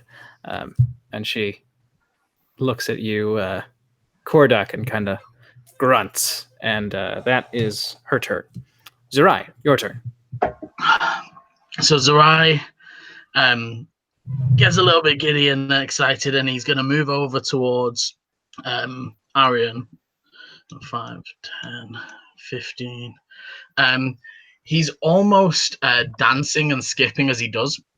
And so at first he sort of taps the armored man on the shoulder, and as he does, he's going to Hexblades curse him. Sure. So that's my bonus action. So for 1 minute, I get a +4 to damage against them, and I crit on a 19 or a 20. And if they die while cursed, I get 17 temporary hit points. So I will then use my action to take 2 slashes across his back. Is flanking a thing by your rules? Yeah, it is. So you would have advantage, I would say. Perfect. So yes, 2 slashes with the longsword with 1 hand. Sure. The first one is a 23 to hit. Yeah, that hits. So it's 7 from the sword, which isn't amazing. However, I have... So you see as Zerai slashes up across him, a black tendril link attaches to the soldier, and he takes an additional 5 points from my life drinker of necrotic. And then an additional 4 from being Hexblade Curse. So that's a total of 16 points of damage. Yeah, and he is bloodied from your first attack. And then I'll take my second attack. A 15. Okay. Yeah, the 15 doesn't do it. But lucky there was advantage there. Yeah. So with the second attack missing, he dancing and smiling. He gets ready for the onslaught. Sure. Next up, bringing up the rear, it is the 2 crossbow guards, and both of them rush forward, taking up pretty much the same point, and they are both going to fire at pretty much the same targets. So one at Kordak and one at Arian. One at you, Kordak, is a 22. Ooh, oh yeah. Okay, that will be 7 piercing damage. One at you, Arian, is a 16. That'll hit. Okay. And that does 10 piercing damage. And these are very, very big. These are big, heavy crossbows. So it seems to take them a little bit of time to reload. So they will not be firing a second time this round. And then we are at the bottom of the order. So can everybody please roll initiative one more time? 16. 15. 10. Okay. Averaging out, I believe that is higher than a 14, is it? Who knows? How does math work? Let me. Yeah, 50. If it's 2 of them are above 14, then yes, it will. Okay. Then you all get a surprise round. So basically, each of you take a round really quickly. We'll go ahead and do it in the order that we have our initiative right now. So it'll be Kordak, then Arian, then Zerai. All right. First, you will see Kordak kind of take one of his swords and tap it against his pauldron, where right now he has a. It looks normally to be like a necklace, like a rope necklace with a medallion that he normally wears, but he has it wrapped around his shoulder right now. So he taps that a couple of times, and I will do my action surge. My fighting spirit is my bonus action, so it'll give me a 10 temporary hit points and bonus in a advantage on my next attack. So Okay. Yeah. Nice. So I shall make all the attacks, flurrying my two swords. The first one will be kind of a horizontal slash across him for that is a nat 20 with advantage. Okay. Nice. How do you want to deal crit? Are we doing the normal double damage? Yeah. Like roll twice? Yep. Roll twice is fine. Yep. All right. So that is going to be 7, 8, 9.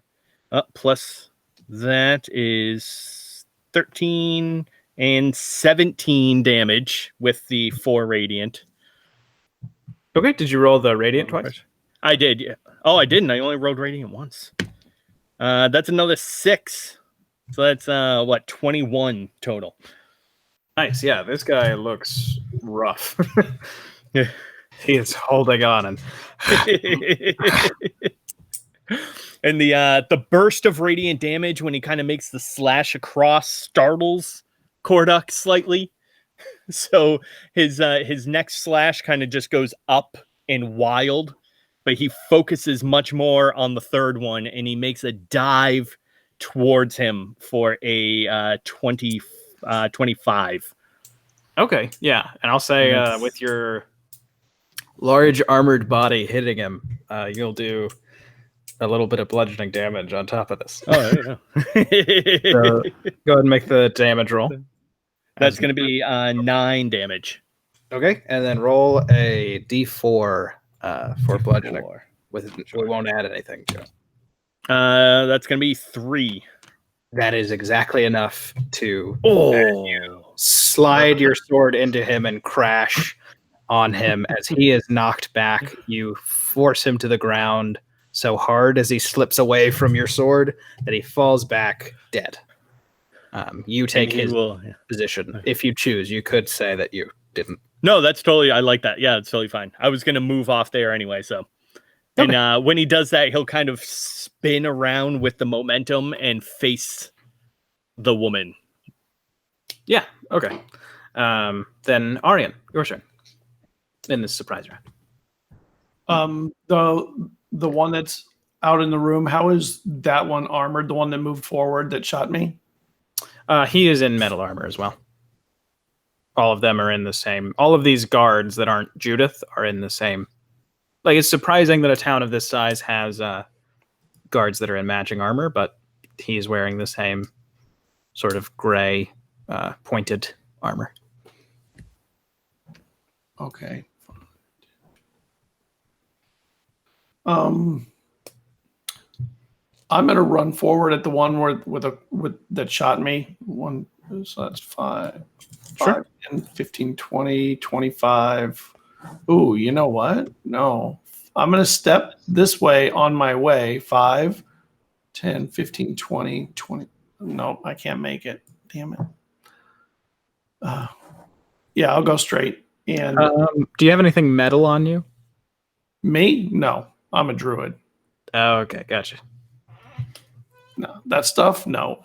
Ew. Yeah, no way. Sorry. My mistake. How dare I? I have a dagger. Actually, I do have a dagger. It's just not on me. It's not. I don't have armor. Gotcha. It's a wooden dagger. It's like a big spear.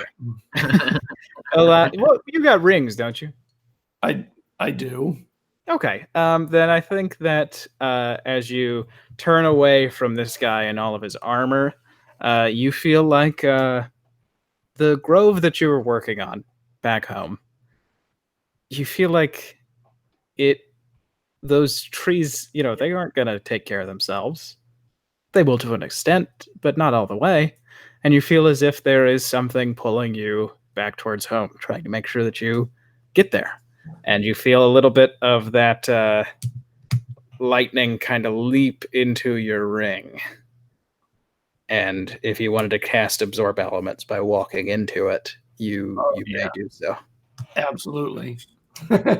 And then I'll strike him with it. Yeah. Very cool.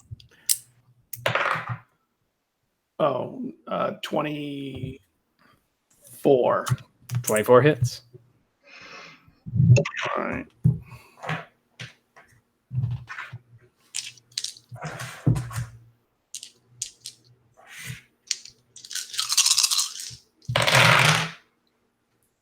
Two, three. Oh God, I rolled terrible. 2, 3, 4, 5, 15, 16, 19. Oh, 19, and how much of that was lightning? Not 19, 20, 21. Okay, 21, and how much of that was lightning? 10, 12, 14, 17. Wow. Okay. Yeah. Okay, so he takes a significant amount of damage from that. And what that basically looked like is as you went in for your attack, your ring that had like a little bit of static around it kind of flashed like up, and that lightning just jumped from your ring onto his armor. Love it. Nice. I love lightning. Lightning's Lightning appears to love you. It does. It really does. Okay, then Zerai with your surprise round. The waltz continues. Yeah, it does as he spins and twirls around him, stepping to the right and then upwards. As he does so, slashing twice more with the longsword. Sure. Okay, yeah, you make 2 slashes. So, first one is a 26 to hit. 26 hits. And the second one is a 28 to hit. 28 hits. So first is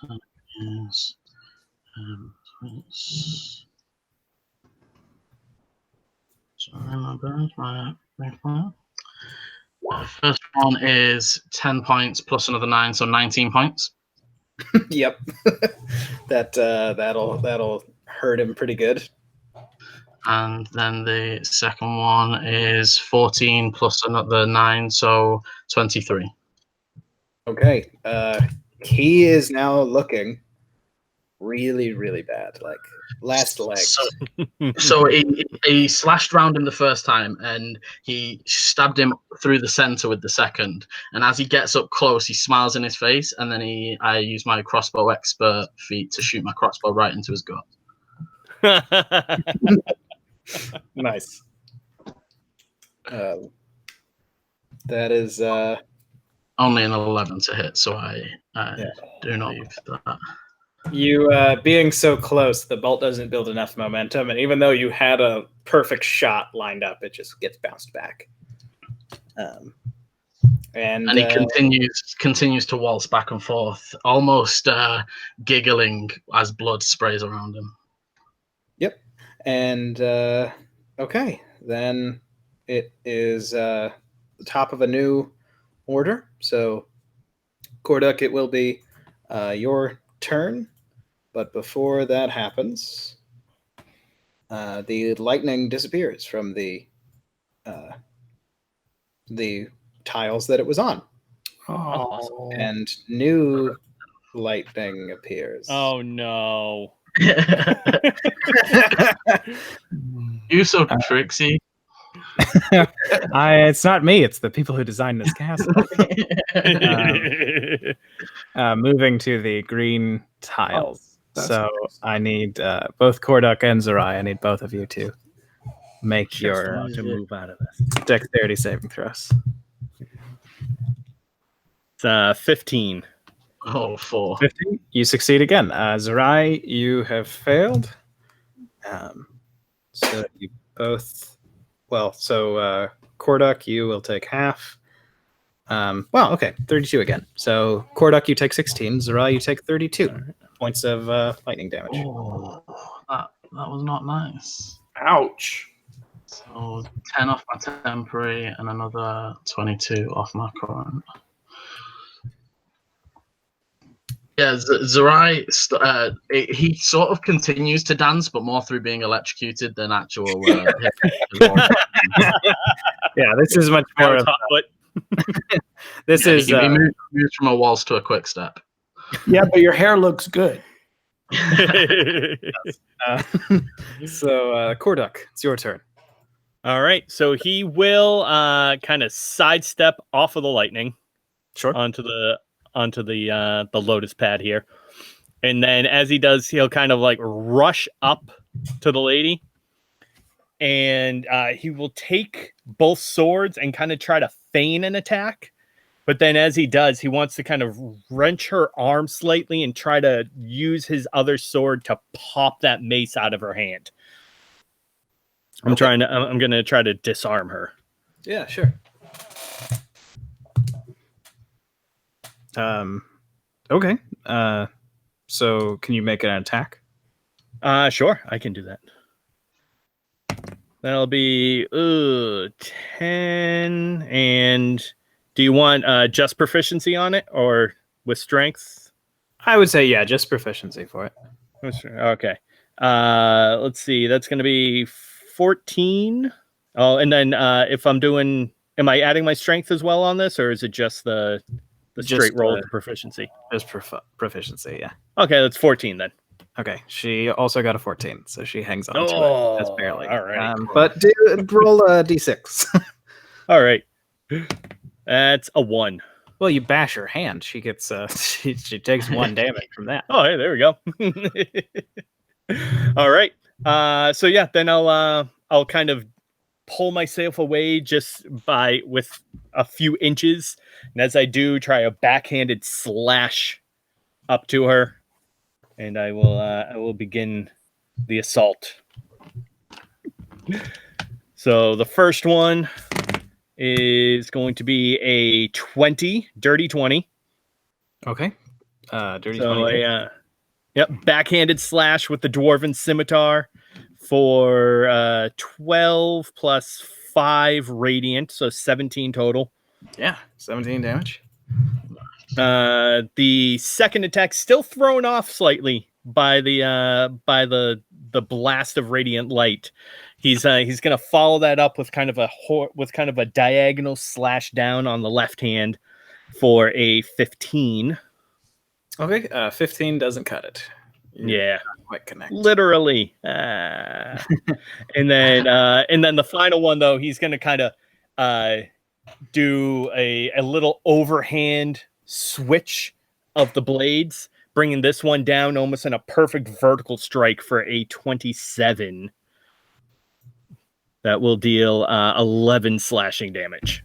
Okay, yeah. I thank you for mitigating my shock that you got a 27. That must have been. I hope that was a 19.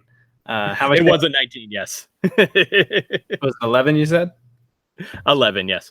Okay.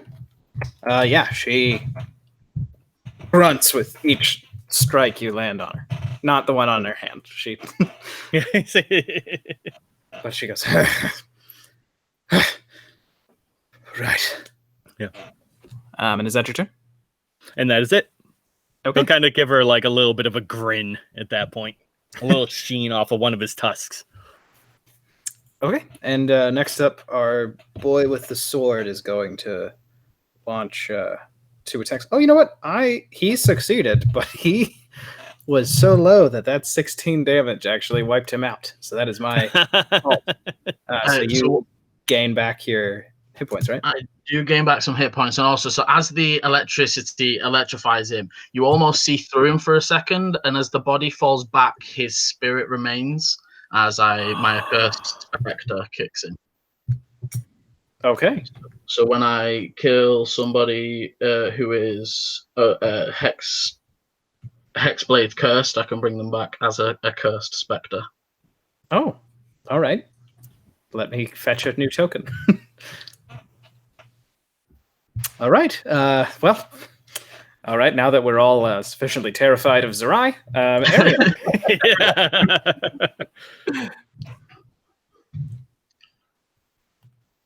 Sorry, Arian, it is your turn. All right. I'm going to pull the stopper on my decanter of endless water, and I'm going to say geyser and let it pour water all over the area where this guy's at and leave a trail behind me as I head towards the battle with the other with the lady. And that way, I know the lightning's going there next. He probably does too. Yeah. I don't need to finish him off now. I'll finish him off when the lightning moves. He's just kind of like, oh no. Okay, and is that your turn? Yeah. Okay. Then next up, it is Judith's turn. She is going to make 3 attacks with her mace on you, Korduk. First one is a natural 20. Oh no. Okay, so that will be a whole lot of damage. So her mace hits you across the face. You feel some of your teeth a little bit looser. That is 25 points of bludgeoning damage. Oh jeez. And are you standing after this? Just make. I'm still up. Okay. And some free dentist work. And 14 points of fire damage. Whoa. And after the mace connects, the wound catches fire for just a split second. So you take a fair amount of damage from her mace. And then she comes in with a second attack. I mean, that one's a natural too. So almost opposite side of the spectrum. And her third attack, so she bashes you across the face and then tries to do like an offhand sort of bringing it up against your chin. But I think she connected a little bit harder, so she just whiffs, kind of bringing it up. And then her last attack is a 22. Yes, that also hits. Okay. So you take 10 points of bludgeoning damage, which is a really low roll for this mace, and 6 points of fire damage. Oof. And that is her turn. Oh, wait. Not her turn, because she takes movement. She gets right here. Okay. And now it is the archer's turn. This one's just going to come over here.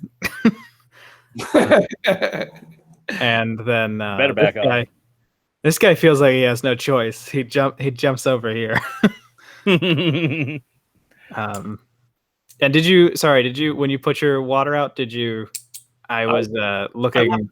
I left a trail behind me as I went. That's what I was saying. Because it'll pour 30 gallon just. Gotcha. Aim it. So was it did you just go through the lightning like in a straight line from where you were? No, I jumped over the corner like that person did. Okay, cool. He gets there, and I think that's when the round ends because he was a little bit trepidatious. So now, if you all want to roll initiative again to see if you all get that surprise round. That is a dirty 20. Okay. A dirty 8. An 18. Oh, Okay. You might have saved it. I mean, yeah, that's above a 14, so you all get that surprise round. Nice. Perfect. So first up is Korduk. All right. So the first thing Korduk's gonna do is he was kind of like almost down to a knee. Now he's like kind of singed all along his cheek. His left tusk is a little loose. He's gonna slowly rise up and take a nice deep breath for his second wind. Gotcha. So that's going to be, nice. I rolled the 10, so that is 22 hit points back. Yeah, that's a good second wind. Yeah, it's the best I can get. And that's also my last one. And then he's, as he rises up, he's going to go up a little slow, but then he's going to kind of make a quick movement and try to take his forearm and actually shove it into her side and push her back onto the diamond patterned section of the floor. Yeah, okay. I think she moved for a reason. He's going to see what that is. Make an athletics check. All right. That is horrible. I rolled a 2, so that's a 10 total. Yeah. I think she is actually going to grab you. Oh no! And with your momentum, she moves you right there. Oh no! She grabs you and just moves you along like a keto move. Yeah.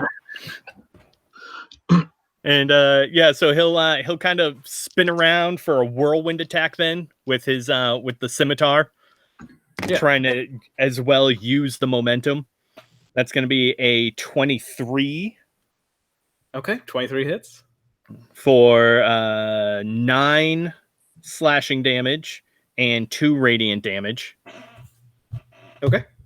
And then he's going to follow that around, kind of sweeping a little low, almost like a diagonal slash up with the offhand for 13, which is probably going to whiff totally. 13. No, she just brings her mace up and like blocks. Yeah, basically. of course. Yep. And then that'll do it. Okay. After Korduk takes his action, Aryan, it's your turn. All right.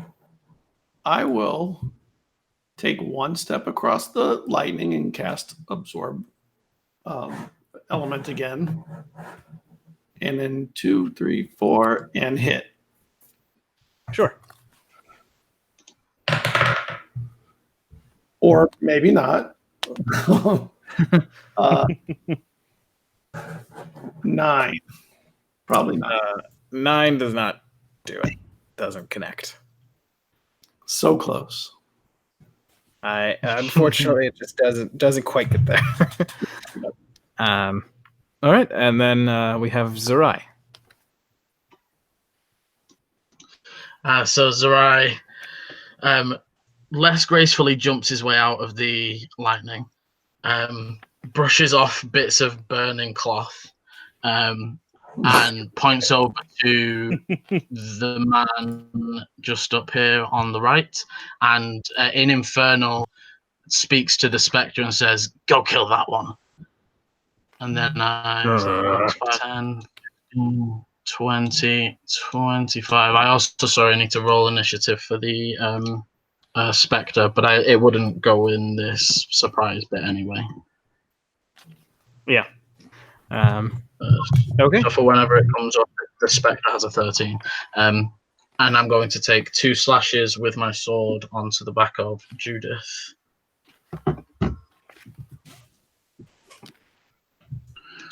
First slash. Nice. Nat 20. Yeah. That's okay. You see that nat 20. Oof. So, the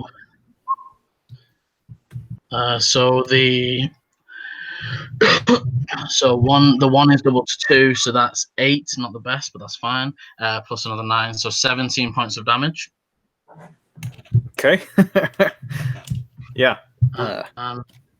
Not looking as. Sorry, not my looking my apologies. Not 17, 14.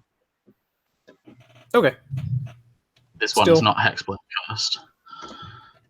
Still, fairly good.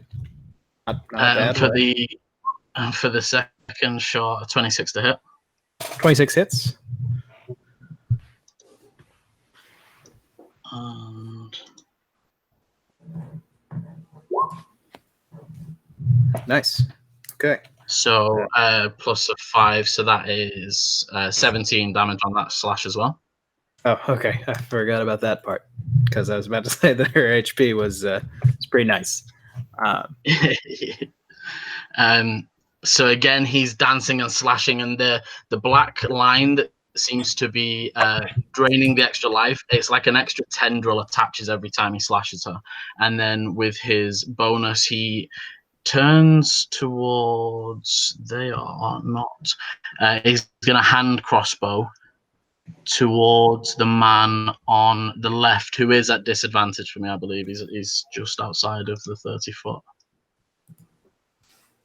Okay. Yeah, massively so. So just a disadvantage shot with the crossbow at that man. Okay. 19 to hit. 19 will hit. Oh, That's a good disadvantage attack roll. right? So 8 points of damage to him. Okay. Yeah, and he doesn't look happy about that. And I would now hope the round starts anew, and the lightning flickers out of the green ones and transfers over to the yellow diamonds. Funnily enough, the water is conducted from these yellow tiles onto these red tiles, and your quick thinking pays off, Arian, as this man is also forced to make a dexterity saving throw, along with Korduk. Yes. Saw that coming. Oh, nice. That is a 19. Okay, yeah, I mean another success for the big lad. So you take 17 points of lightning damage. Oh. Failure for this guy, so he's going to take. This guy is not just bloodied; he is wavering in place. Like he is right now, because he's doesn't have to fire it.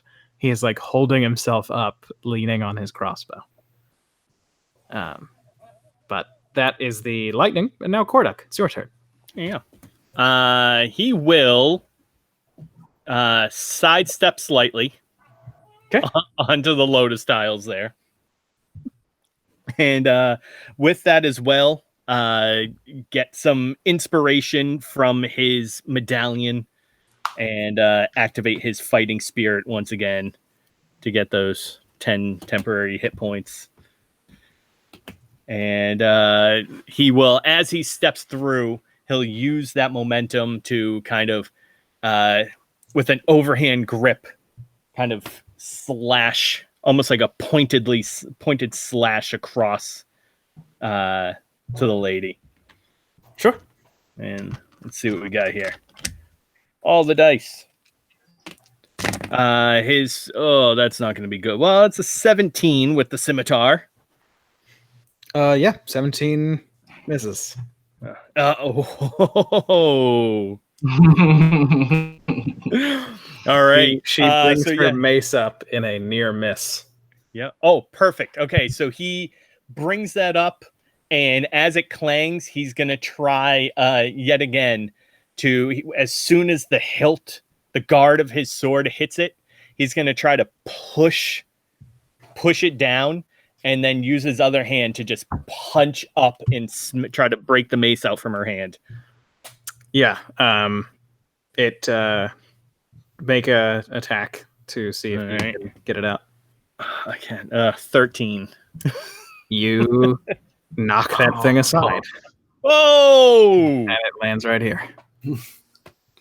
Beauty. Awesome. Yeah, and he's gonna kind of a nice little grin's gonna come over his face now, and he just looks at her. Goes, "You still have time to quit." And he will end his term with that. She just grits her teeth looking at you. And next up, it is Arian. I will try to hit her with my pent-up electrical energy. I need to get rid of it now. Oh, nice. A 19, 20, 21. 21 hits. Nice. Oops, hold on.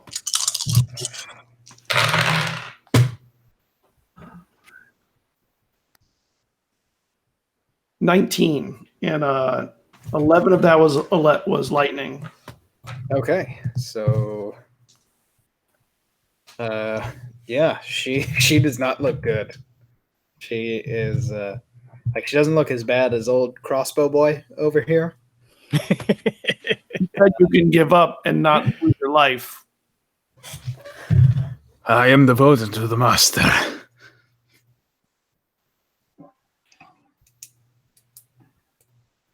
Crossbow guy kind of considers what you have to say. Don't worry. They make a really good point. Is that your turn, Arian? Yeah, that was it. Okay. Next up, it is your Spectre. So he is Okay, going to follow your order. Make it over here. He moves up there. He has a +9 to hit with his life drain attack. Okay. Yeah, he reaches out to grab him, and it is a 14, so it is not quite enough. And crossbow guy manages to lean back and kind of avoid it. Yeah, so he's newly woken up. I don't expect much from him in these early stages. He's still a toddler at the point. He fumbling about needs with him. Yeah, he's just not quite used to having kind of a body. Okay, and next up, it is your turn. So again, Sarai will just continue the attack on Judith, spinning and slashing with his longsword. So sorry, being a bit slow.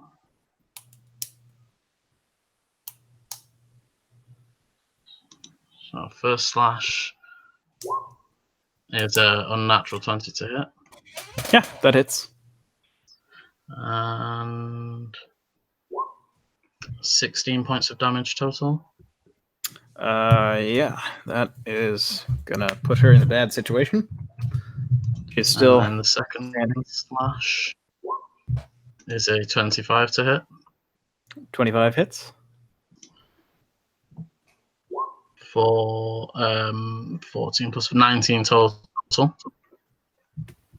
All right, 19. How do you put Judith down?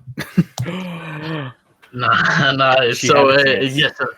So Zara, he comes in and slashes across her at the knee, brings the sword up and plunges it through her chest before kicking her backwards into the electricity. All right, and she falls. The back of her head cracks against her mace as she bubbles in the electricity, bleeding out from the wounds that you have left her. And so I normally with my bonus action I would spin to shoot the crossbow, but I'll simply point it at the guard to the left and shout out to the room, I suggest you leave. Yep, and at the end of your turn,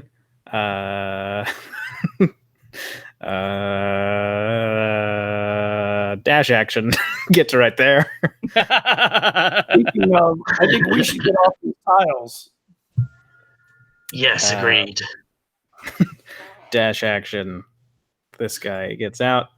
Does your Spectre take an attack of opportunity?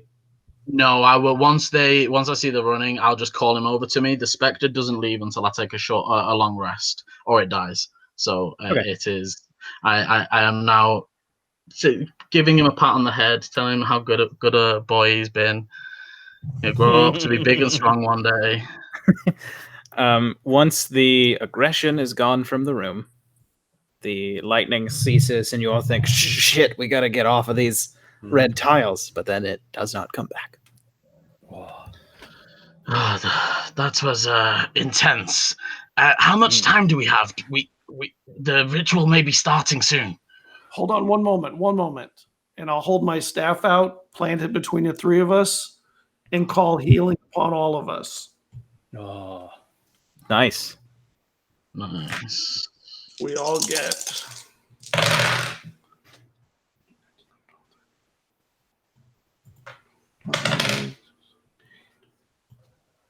33 points back. Nice. And I use 5 charges from the staff to use a mass cure. Beautiful, love it. And yeah, so Zariah is immediately once he feels healed is looking around. I mean, he's assuming it's through the next room, but he's not sure. Yeah. The only thing of note that you notice besides these tiles is the bits of carpet that just seem to be randomly placed in the room. Small 10-foot strip, 10-foot strip, and then a 15-foot strip towards the back. Behind the throne. Those are carpet. Oh. Yeah, I would wander over to have a look at the throne and the carpet. I won't touch immediately. Sure. Looking at the carpet, it looks like it is only fastened at the back end, not the end towards the throne. They lift. Unfortunately, I do not. Is there a way to get a finger there and I can lift it? Yes, you do, and when you do, you see that there are two indentions that seem to match with the back two legs of this throne. It's a pretty heavy throne, though. Big stone throne. Karduk, we might need you for this. Yeah. Korduk will have bent down onto one knee next to the lady and Judith, and he will kind of put his hand on her face, close her eyes, and then with the other hand reach down and grab the mace and kind of like check the balance of it. Yeah, so it's a good mace. Yeah. Just 2d6 instead of 1d6. Whoa. Yeah, he'll kind of pick it up, feel it, and kind of shove it in his belt, kind of latch it. Yeah, and you notice that like it's well made. It seems like it's dwarven, and it seems like it's really old. There's a lot of dwarven stuff around here. And then there's this big stone throne, and yep. When he notices that you want it to be pushed, your specter starts trying to push it, but he can't. I will move up, kind of stretch. Okay. Where I push? I think if we just push towards the wall backwards, and he'll sort of, Zerai will get ready to help as much as he possibly can. Yeah, and I'll help too. I'll push. And pushing, so with everybody helping, Korduk make an athletics check with advantage and a +1. Ooh, all right. Nice. I want to make sure I grab a D20 and not a D8. That's going to be 21. All right, and you manage to slide this throne back. And when it does, you hear a click, and suddenly the middle wall of these three slides down into the floor. Fortunately, I did not export a version of my map without this wall, so I have no way to design. Shall we quickly? Zerai is obviously thinking about the ritual and is trying to push us forwards. Yep, and because it is 1 o'clock, would you all like another puzzle or no? Because I am okay with it being 1 o'clock and us wanting to get to that ritual chamber if you would like. I'm okay for I'm not like falling asleep or passing out or anything, obviously, but it is 6 a.m. Yeah, I did just realize that. Okay, never mind. No puzzle. I love the puzzles. I'm like loving the game. It's been great, but it is 6 a.m. Yeah, no worries. I realized that earlier with all the role playing stuff. You can never fault it though. I loved it. It's okay. You all appear here, and there's a labyrinth of force magic that does psychic damage, but you all just say no, and you go through it. And there are 2 chests in the room. They are both unlocked because you reached them through this force field that was going to hurt you to get through it. So you can just easily take what's inside if you choose. There's a greater healing potion in one. And in the other one, there is a filter of levitate. lets you cast the spell Levitate if you drink it without a spell slot. That would have been useful to get over the walls. Yeah. or off of the electricity. This is true. I'll pocket the potion of greater healing just in case. There you go. And Kordak will actually now remember too that we did get those 2 potions from the old lady, and Kordak has one. He's gonna kind of take that out and swish it around a little bit. Yeah, and then you guzzle that thing down. Are you still injured after that? Oh yeah, I'm at 50. I'm at half hit points right now. Okay, then I'll give me a second. I'll cast.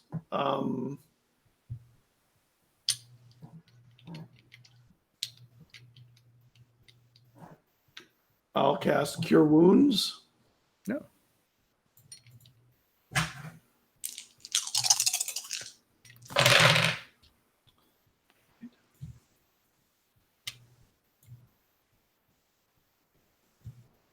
You get another 26 back.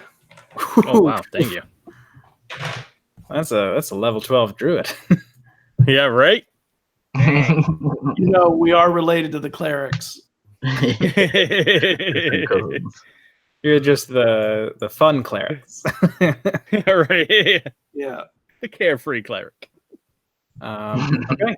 Then you all find yourself in this hallway that I could not get the map that I made in a non-Roll20 software to really map onto. But you can tell just from stepping in, you hear this chanting of a ritual happening over here. And we should not let that ritual finish. Kordak unhesitantly will kind of just give a grunt. We must hurry. As we're rushing forwards, I will say to when you see the ice in the air around me, do not step near me. And he'll wait for them to get a bit more forwards, and he'll click his fingers, and as a bonus action, I'll activate my Cloak of Flies. So you guys see, like out of basically every orifice on me pours small wasps that are made of ice that buzz all around me within a 5-foot area. Mechanically, any creature that starts its turn in that 5 foot takes 5 points of necrotic damage. I love wasps. That is beautifully gross. I will change a ring out. I'm going to put on a ring of invisibility. Okay. Nice. We're learning so much about Arian's likes and dislikes. Likes, like wasps. Like, right? Okay. And if he could ever get a hold of a lightning wasp, oh man. Oh, you mean the coolest new monster I want to design? If you give me 1 minute. Yeah, out of a portal appears, and instead of a champion, it's a lightning wasp. You all approach this ritual chamber. I assume because Arian is invisible. At least Arian is being stealthy. If the two of you are maybe trying to be like a distraction. Zerai yes. has the wand in hand already, the one that was given beautiful. to us. And he is rushing to try and, rather than stealthily catch them off guard, just get insight and point wand before anyone can act. So nice. I will be rushing forwards. Okay, then I need you to make are you gonna cast the spell just straight out? I'm gonna use the wand to paralyze him, or attempt to paralyze him. Okay, then you lift it, and what is your charisma modifier? +5. Okay, so this is a very high DC that he would have to beat, and there were several for Icadil. So I'm going to say that he has disadvantage. So let's see if we have another fight or if Liam can go to bed. I have a question. How high is the room? The ceiling, you mean? Yes. Yeah, the ceiling it's only like 15 feet up. Oh, damn. Okay. For old dwarven architecture, probably not. Yeah. that high. I guess no call Dwarves. lightning in this Like room. 6.5 feet tall. Yep, no call lightning here. Damn. Sorry. Well, he does not beat a 19 because this wand lets you add your charisma mod to the already established DC. Beauty. So you watch as before anybody can react, basically this well-dressed man in all purple and crimson sort of extends his hand in shock, seeing these three people who he just whipped away with a flick of his hand, return to his tower so quickly. He extends his hand, and then he is just stuck in place. And this sheet of light appears before the four of you. And for a moment, you see this extremely pale-skinned, half-elven man with a long silver sword that's slightly curled. But then you see that he seems to be pushed away in the same way that you were whisked out of this room. And there appears in front of you a seemingly something like a portal. And you all have about 20 seconds to say your goodbyes and jump through the portal if you like. So Kodak will. Oh, go ahead. no, go ahead. Oh, Kodak will kind of glower at the mages, like he's like gripping so hard on the scimitar and mace, but he will then toe the line right up to the edge of the veil.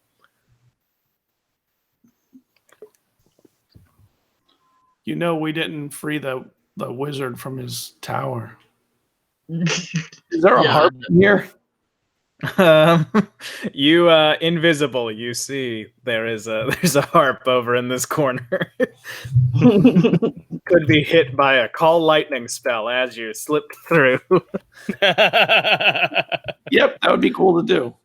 I mean, I can't really do call lightning in here because I don't have the room, but I could do. Well, you're not going to have to worry about it in about 5 seconds. Yeah. Hold on. I could do erupting earth, and that'll blow the shit out of it. Yeah. Nice. Yeah, I think you could do that. Yeah, that'll work. I feel bad for the wizard. He's got to be freed.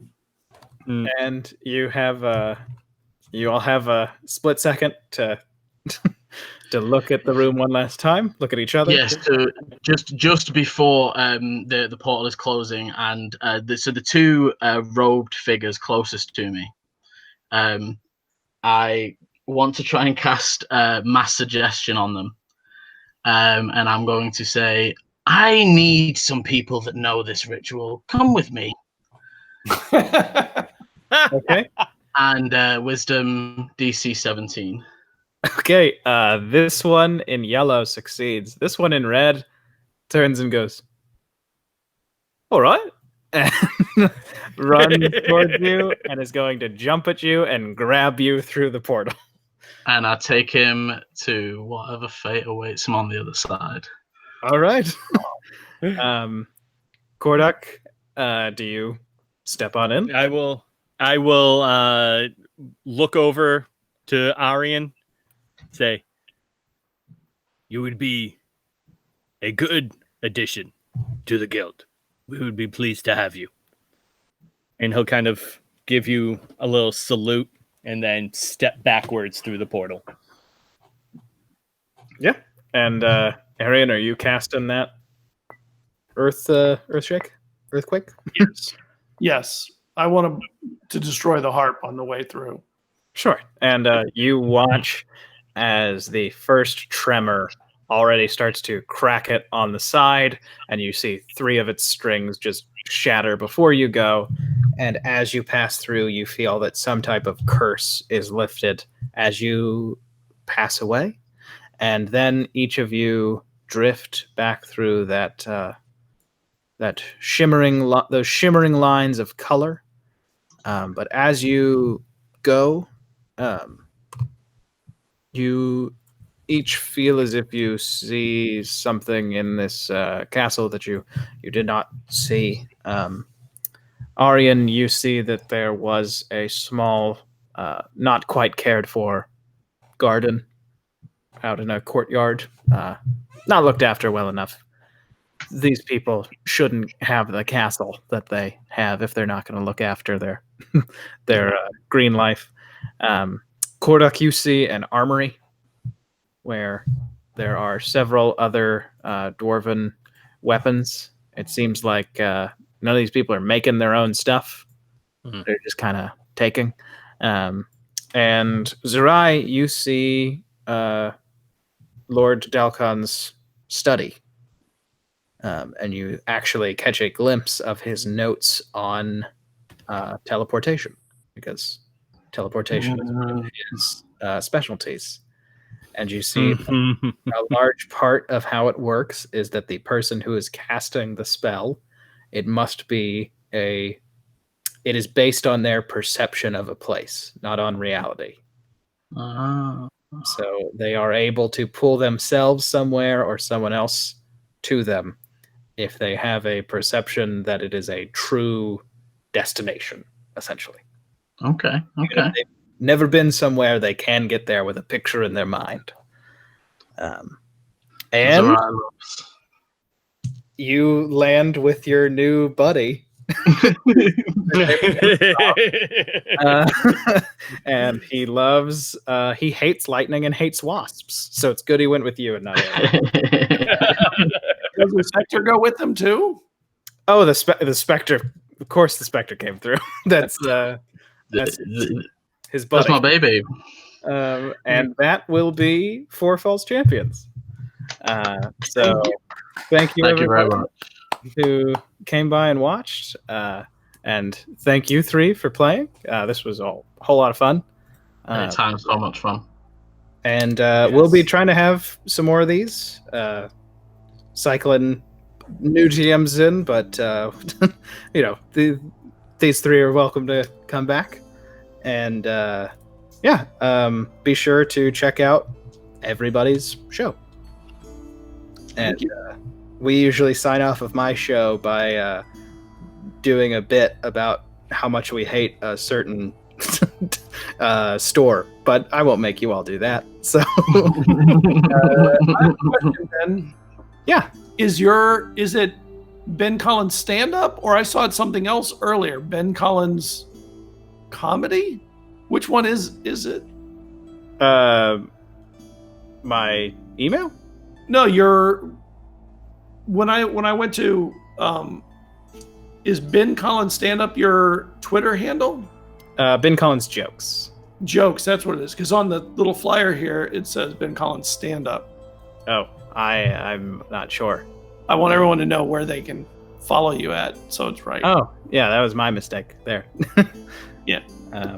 I've Ben Collins jokes is my personal Twitter. But thank you all for playing. This was Thank you. Really a lot of fun. It was a lot of fun to explore. Yeah, thank you for having us. It was great. My game world, and if any of you are looking for somebody to show up as a fun, sassy swordsman, I am of course willing to. But this has been great. Everybody should go get some sleep. Aaron, if you want to take us out. Bye, everybody. Bye. Bye.